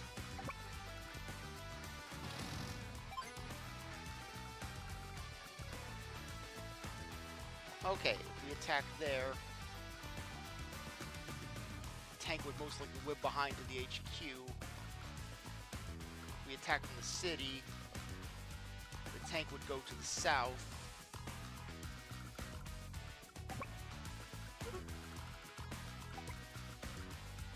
Don't go into the city, don't go into the city. Keep here. That's the tank's range. Okay, we're still good.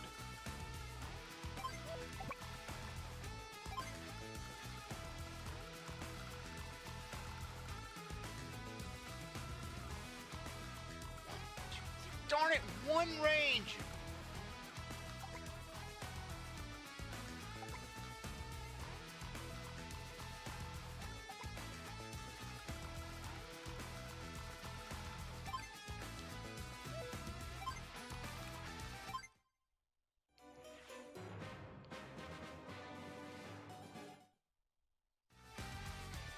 Okay.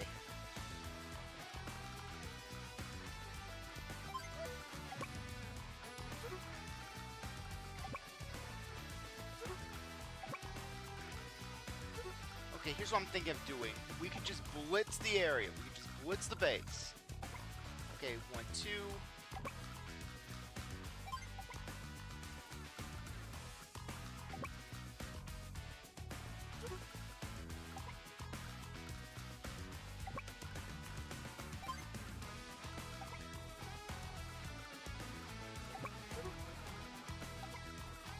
Go in front of the bridge. Okay.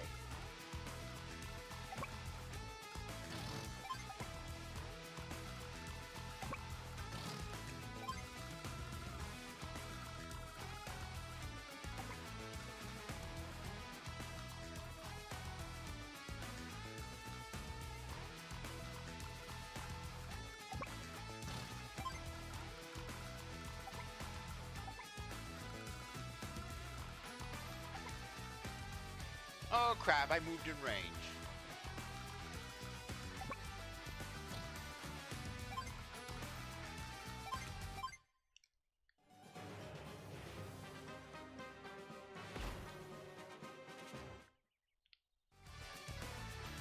Okay, no big deal, no big deal. Just bring you back.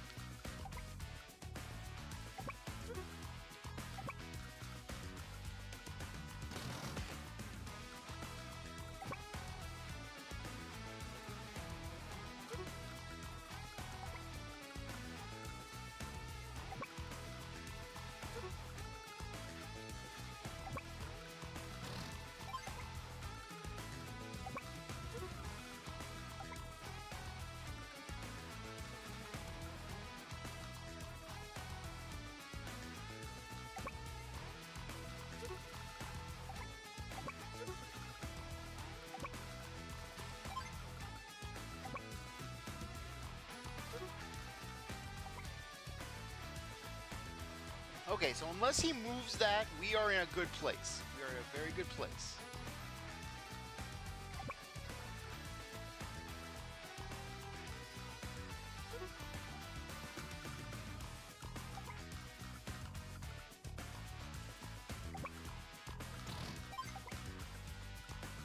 If he goes to the north, that would be great.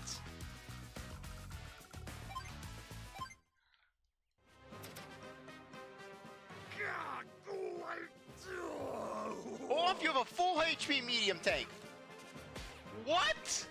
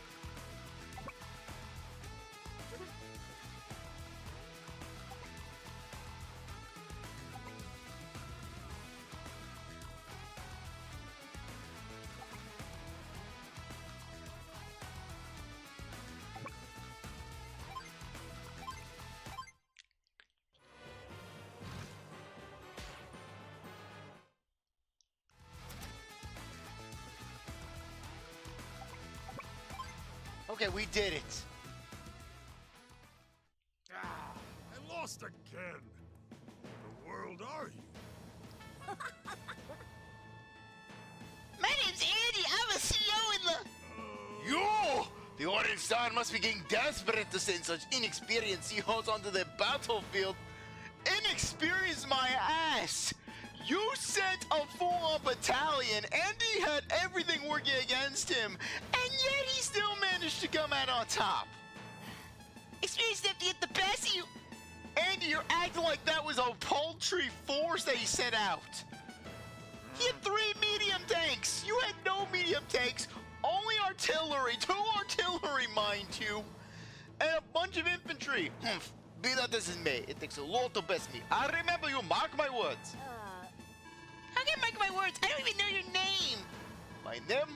I am known throughout the Orange Star Army as... Nels Grandpa! That's right, Nels! What? No! That's what I get for being nice to children. No respect, no more kindness to children. I encounter a child, I throw sand in their eyes. Yeah, now I can just imagine. Olaf. He goes to Yellow Comet for diplomatic talks. Basically, Sonya greets him. Hello, Commander Olaf. Spucket sand! Yeah, it just starts a full-on war with Yellow Comet because he threw sand in Sonya's eyes. Never again! Never forget! Never forgive! And then Comet. Whoa! Olaf, what are you doing? Pocket sand through your toe! Ah! Kame's eyes! Kame is blind! You just watch yourself, little boy. Yeah, and then we're gonna get crap time. So that's Olaf, huh? What do they expect you to do in this mission? What do they expect you to do to beat it quickly? Because basically, you do not have the resources to beat this mission quickly. I may be horrible at this game, but darn it. That's just dickish. This game makes, the first game really makes you earn those S ranks. Grit! Where is that lizard good for nothing? Easy there. I heard you the first time, oh bearded one. Yeah, I just love what they did with Grit in this game, in this version of the game. And basically, in the first 3 Advance Wars games, they have it where Grit just, he looks absolutely disinterested. Frankly, actually, I wouldn't say he looks disinterested in Dual Strike. In Dual Strike, Grit looks more clinically depressed than anything. And then this one, Grit is just done. He just doesn't want to be here. He's just giving off raw Squidward energy. Following up when this game came out, I posted a picture of basically just, by the time of Advance Wars 2, just Blue Moon is essentially the Krusty Krab. Olaf is Mr. Krabs. Grit is Squidward. And just Colin is SpongeBob. And it really syncs up because considering the fact that Squidward worked at the Krusty Krab long before SpongeBob did. Bearded one? Why you? A slip of the tongue. Do you accept my apologies, Commander? Enough. Just get ready to move out. Now listen carefully. There is a boy. He calls me Nail's grandpa. I am not going to let that disrespect slide. So what's going to happen? He appears off the ridge. You are going to distract him with your high-range artillery, and then I am going to go behind him and throw a brick at his head. I will take him down with a mighty brick, just like Kevin McAllister did to the Wet Bandits in Home Alone 2. He channeled the power of winter then, and I shall channel it now. Orange Star forces have been deployed precisely where I anticipated. Yeah. Well, good. All that time spent spying on them from the inside. I sure hope you know what they're up to. Their commanding officer is an untested youngster with a smart mouth, but don't let your guard down. Our contingent in the area has some indirect combat units for you to use. Now get going, Mr. Sharpshooter. Hang on there. Well, wait, hang on. Hang on there. You want me to go personally, like, in person? I'm going to have to actually work. I'm going to have to actually do my job. Ugh, no. Are you lazy Goldnick? What do you think a commanding officer does if you don't get moving? Alright, keep your beard on. I don't like the idea, but I'm going. Making me work, making me do things on my day. Gone at last. Grit is an impudent rogue, but he's also the best marksman I've ever seen. Frankly, he's the only CEO in the entire world who actually specializes in that. That young orange star CEO won't know what to hit him. Perfect! Gunfighter. Grit starts out with 10 rockets, and you start out with a lone infantry. A new menace has appeared to show off his range. Deploy troops carefully to dominate his tactics.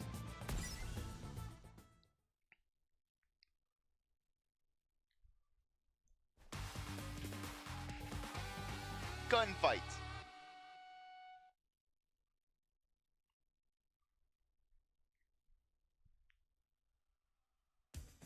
Thank you, factories. Andy! Andy, can you hear me? Come in, please. Langlander, what's up now? You've been given the authority to use bases to deploy new units onto the field. I've got this. Yeah, that would have been nice during the capital. I know bases work now. Don't worry, I got this. Basically, bases. Kiss on the lips. Look at this. We can actually send out units. Yeah, 12,000. Yeah, Olaf gained Colin's power to that one little tangent. So anyways, Grit. Grit is both better and worse than Olaf, basically. Appears marksman with range attacks. He tends to dislike direct combat. His laid-back style masks his dependability. Grit's indirect combat units have +1 to their attack range. However, his direct combat units suffer -20% to firepower. Basically, as you can see, Grit has a cut to his attack. Basically, when it comes to his his direct units. So basically, with Grit, if you get close to him, you're going to be good. However, Grit has +1 to his range. So basically, his artillery are like rockets, and his rockets are like all long-range missiles. Look at this. Look at this. Grit is able to just absolutely devastate you. So because of that, you are not going to really want to attack Grit from a range. from afar. Now with this mission, as you can see, Grid has tanks and artillery here. However, Grid has tanks here, but you don't have to worry about these tanks because you have a bunch of mountains. So they're not going to be able to move past here. So we don't have to really worry about this. We only have to worry about those units those two infantry. By the way, Grit, his power does not extend. Wait, it does actually extend to his infantry. Huh. Oh, right. They're using Advance Wars 1. So basically, Advance Wars 1, Grit is arguably nerfed compared to how he is in later games, because in later games, Grit's infantry actually maintain their attack power. So basically, Grit can actually do things with his infantry. Anyways, as for Grit's CO power, snipe attack. Grit's indirect combat units gain +2 to their attack range, +65 to their firepower, and +10 to their defenses. Plus, his other units get the standard 10% split. But yeah. And anyways, Grit likes cats, dislikes rats. But anyways, yeah, Grit essentially when he pops his power, he can kill. He will kill. He will devastate.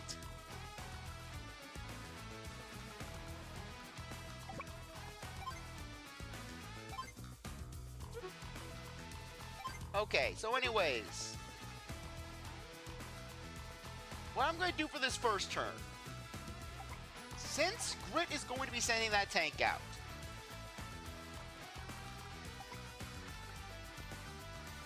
I am going to start off by building a tank of our own, while also building an infantry.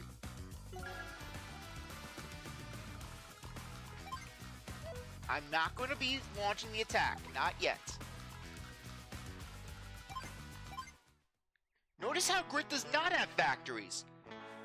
So we have a major advantage over him. Basically what we can do is we can just throw units at the wall at him. Because the thing with Grit is this. Grit can hit anywhere, but he can't hit everywhere. Oh, Paulson Spit, this area wasn't even Blue Moon's to begin with. Blue Moon is just plain greedy. That's what this is. Fine for these folks, just don't sit well with me. Well, I guess I'll just mosey out and see what happens.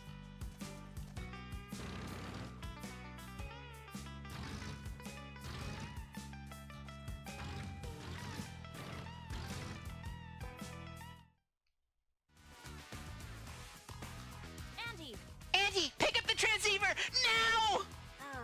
Whoa, now I'm here. What's going on? We've just learned that Grit is the opposing CO. He's an indirect fire expert whose attack range exceeds the standard distance. The fact that just now...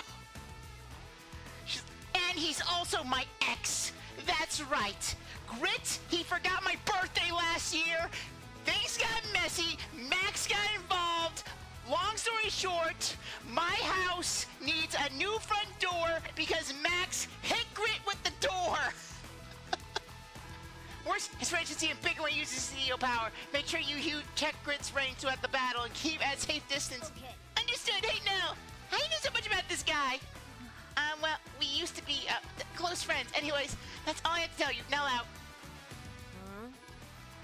Huh? No, sure is in a hurry. Did I say something to offend her?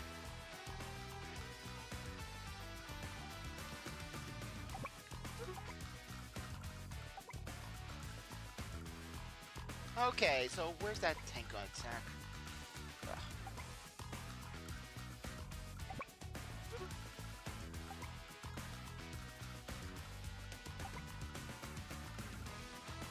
Okay, might as well go there.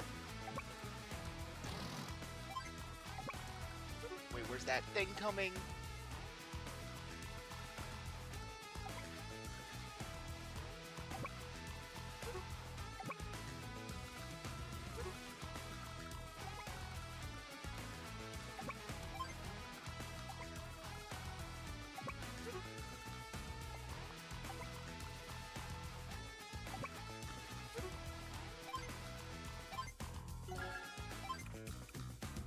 Like I said, Grit has no factories, so we can take advantage of that. We can take beautiful advantage of that, fill the field with tanks, and then just absolutely wreck Grit.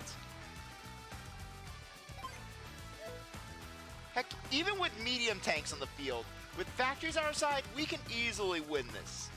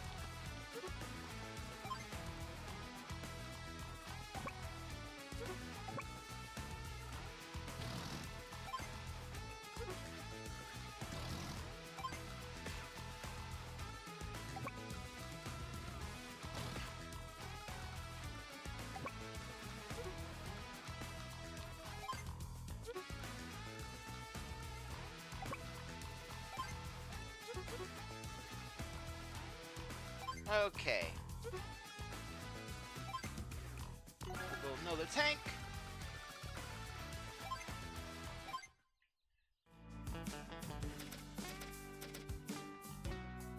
All right. Time to bring in the big guns. Here we go.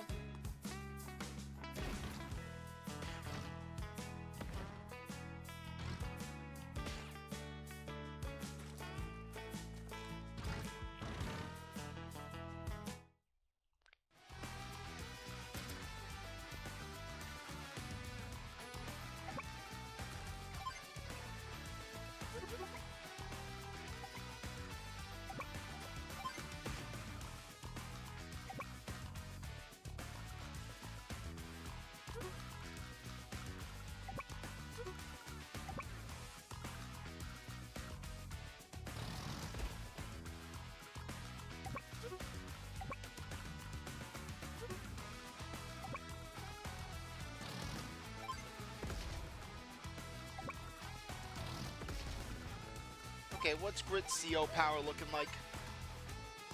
Okay, we're still good. We're still good.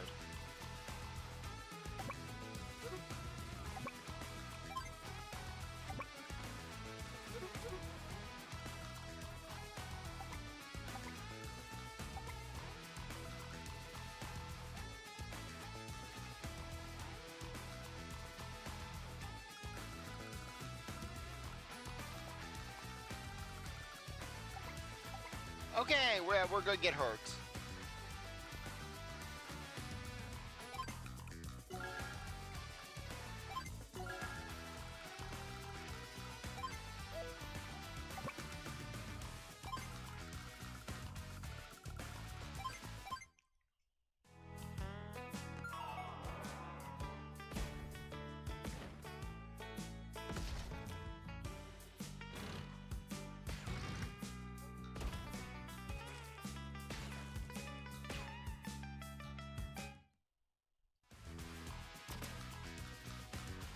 Once we take out those infantry, we'll be pretty much in the clear.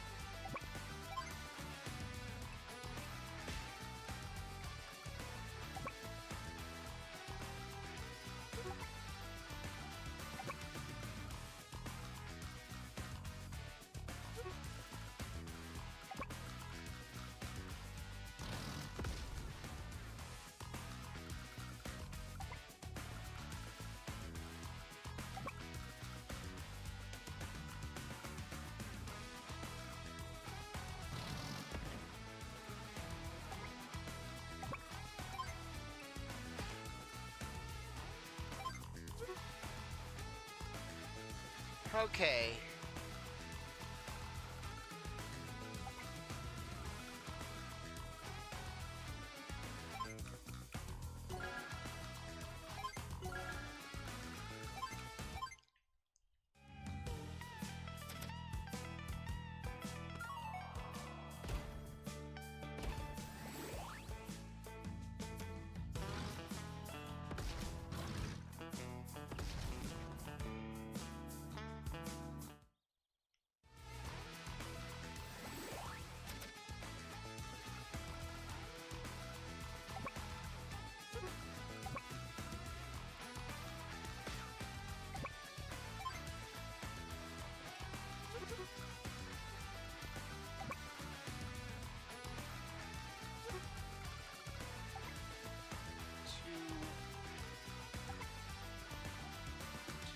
Okay.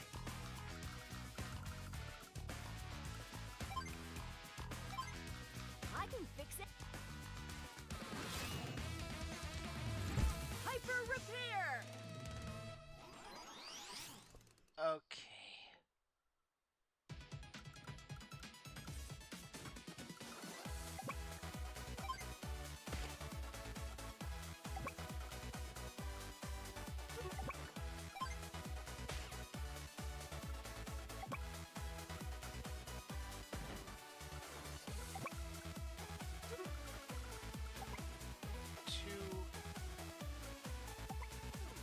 Okay, as long as we don't go in front, we're good. Yep, don't go in front, we're good.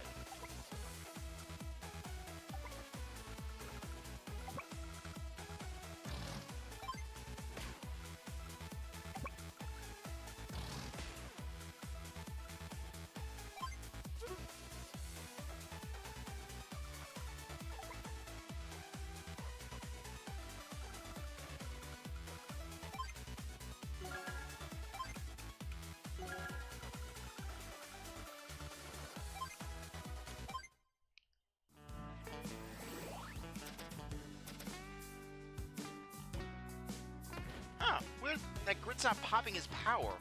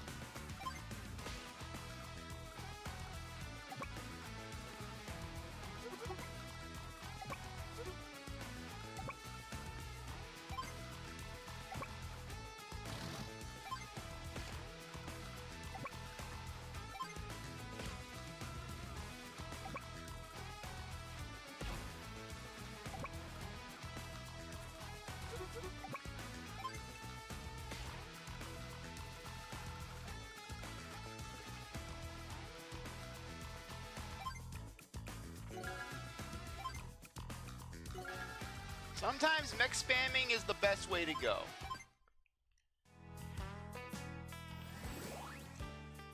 Sorry to have to. Snipe attack.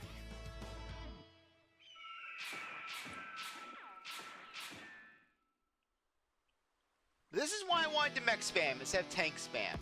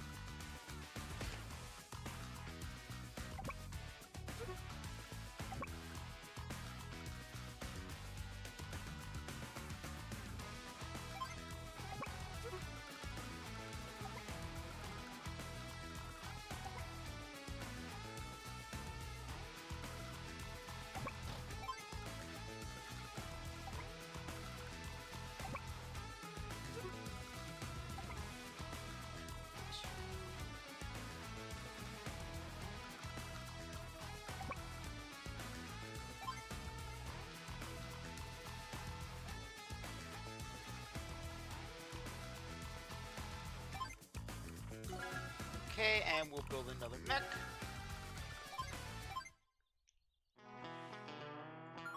It may be cheap, but darn it, it works.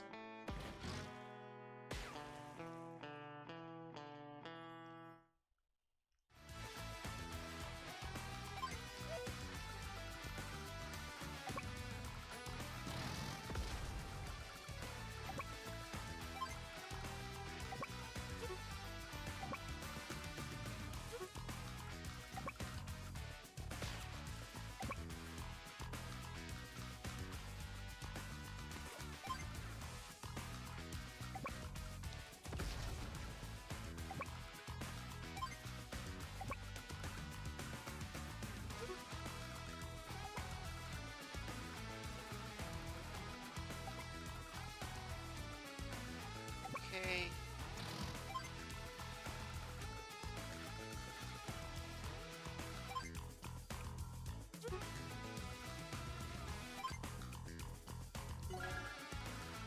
Okay, I'll save. Okay, at this point, we can more or less just, yeah, I'll just build an infantry, just take that one city.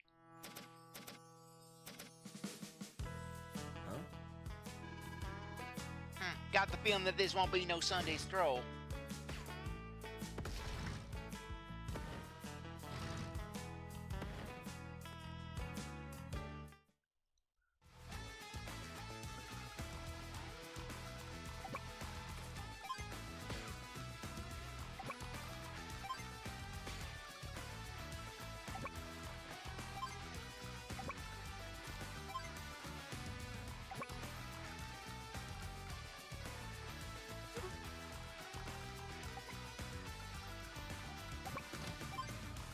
Okay, move back.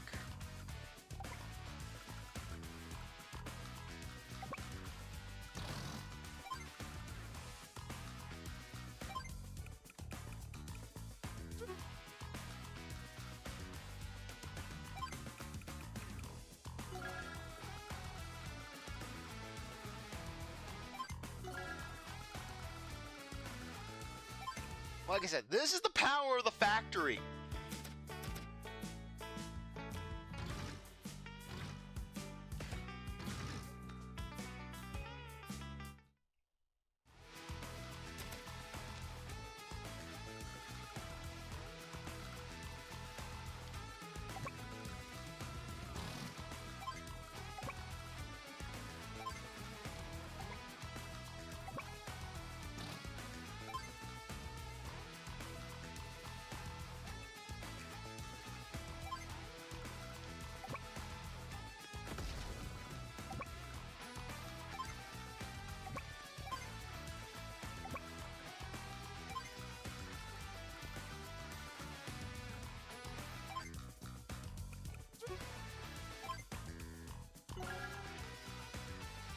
Okay, I'll save up.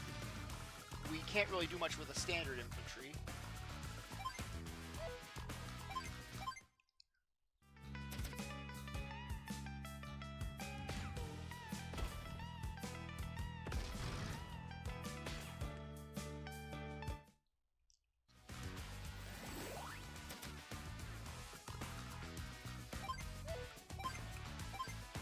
Time for it.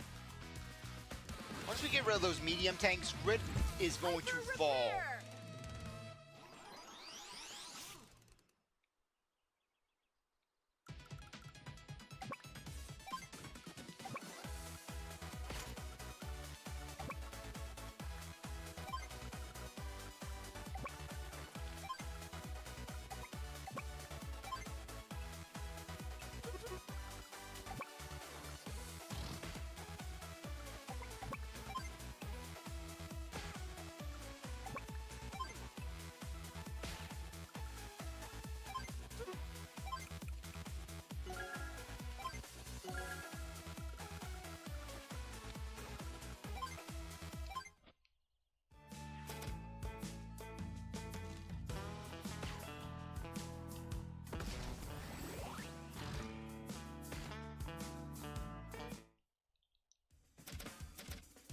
Okay, we've got this.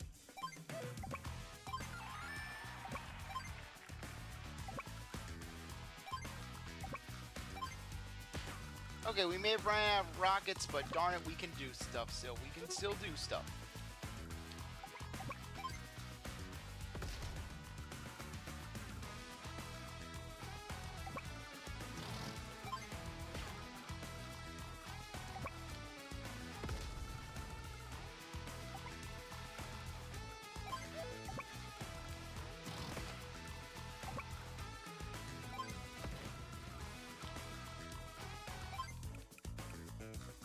Okay, it's now smooth sailing. Grid only has a single regular tank, which we can easily outmatch. Yeah, Grid's probably gonna pop his power, but basically he doesn't really have much to work with. Snipe attack.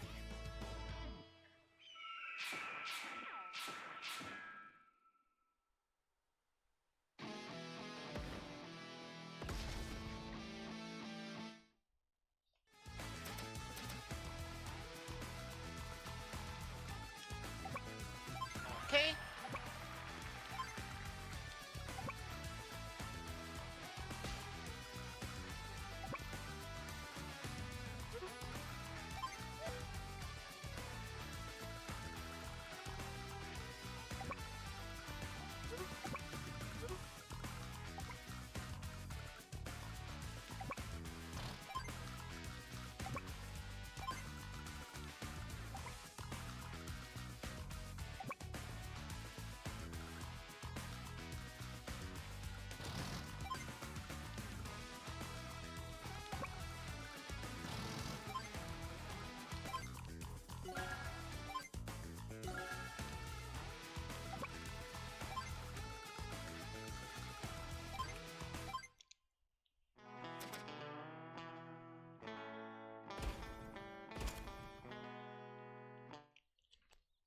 Okay, we're just gonna have to move that unit.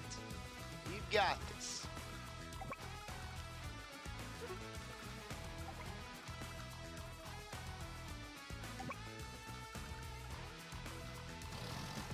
Boom!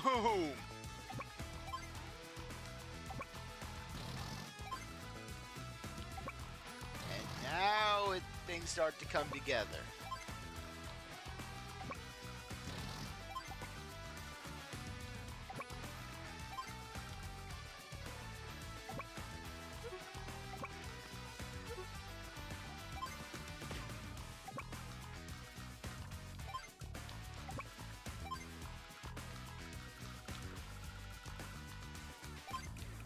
Tank, and we'll bring in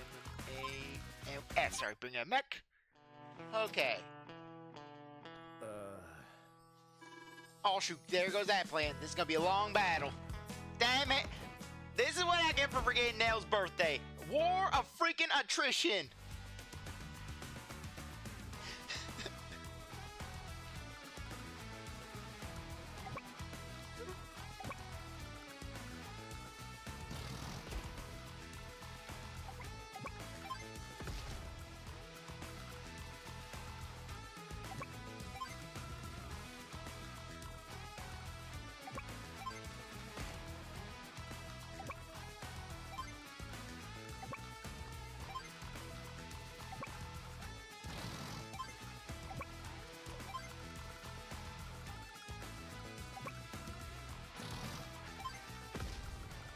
Okay, now we can just really break into Grid Citadel.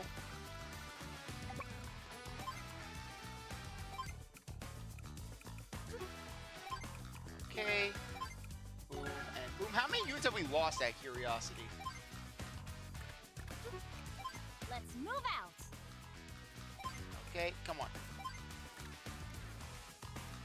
I want the unit loss. There we go, there we go. Okay, we lost 18 units to this. We're not going to be doing well. We are not going to be doing well. This is not how you play the game.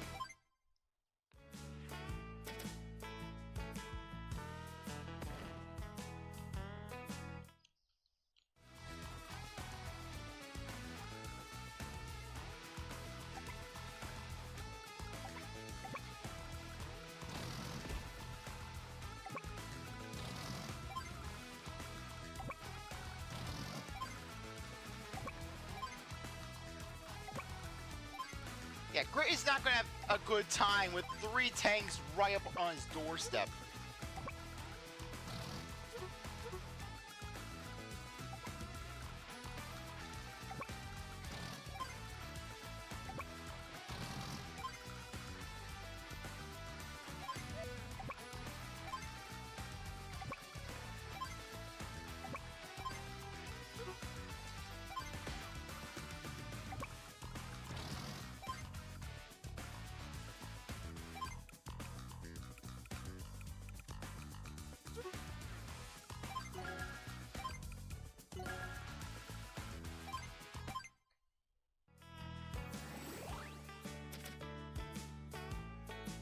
Don't get me all. Snipe attack.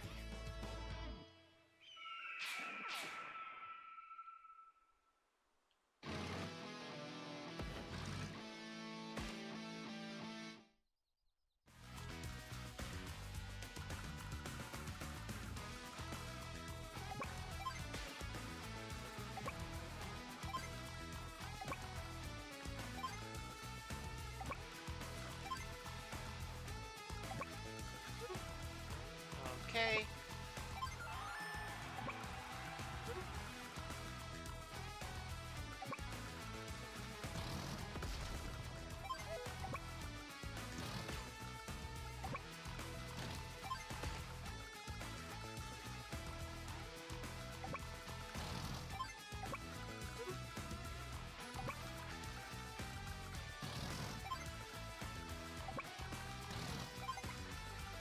Yeah, at this point, Grizz not winning this fight.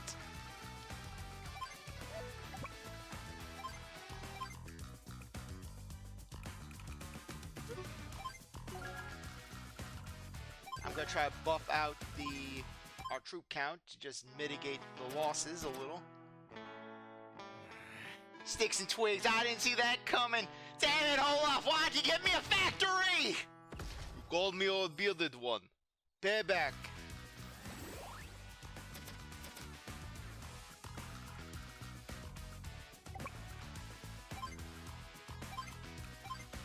I'm old. Hyper repair.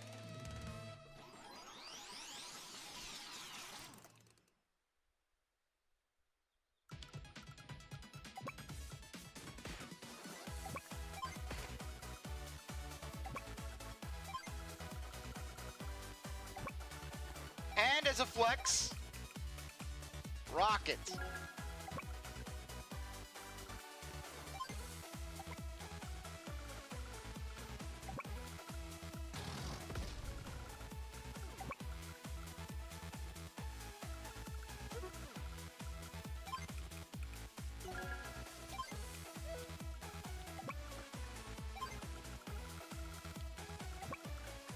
Okay. Yeah, we don't need to carry over any more units. We have 4 tanks in his home base. Grit is not winning this. Grit, you're not winning this.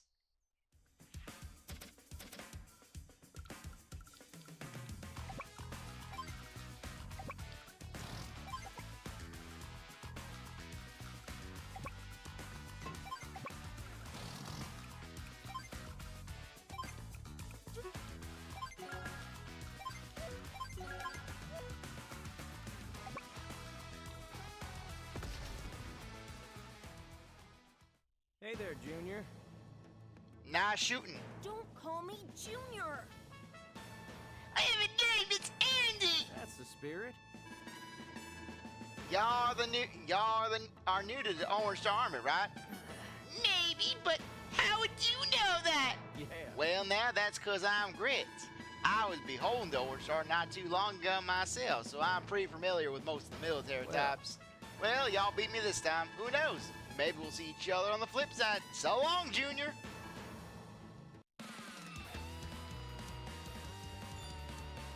Stop calling me Junior. Yeah, meanwhile with this one, they're actually nice to you with the speed, where they're like, hey, you know what? You took 17 days, that's fine, that's fine.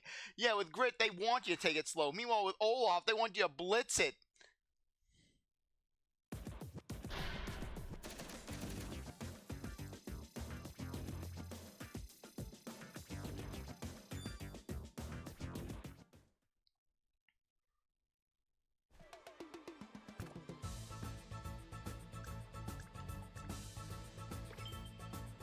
Well now, what have we here? When it comes to Eagle, funnily enough, I have played the Advance Wars games for years, and yet I've never been able to really just think of a good headcanon voice for him. Orange Star Forces, if I'm not mistaken, and of course, I never am. Oh my God. Why am I giving him the freaking Albert hair frame? Barack, I have made the Hindenburg! I had heard that the Blue Boot Army ruined them, but... How interesting. This is happening. And they made his theme so jazzy. Okay, we're gonna do this. We'll do mission 6, air races. Okay, we did 5 missions.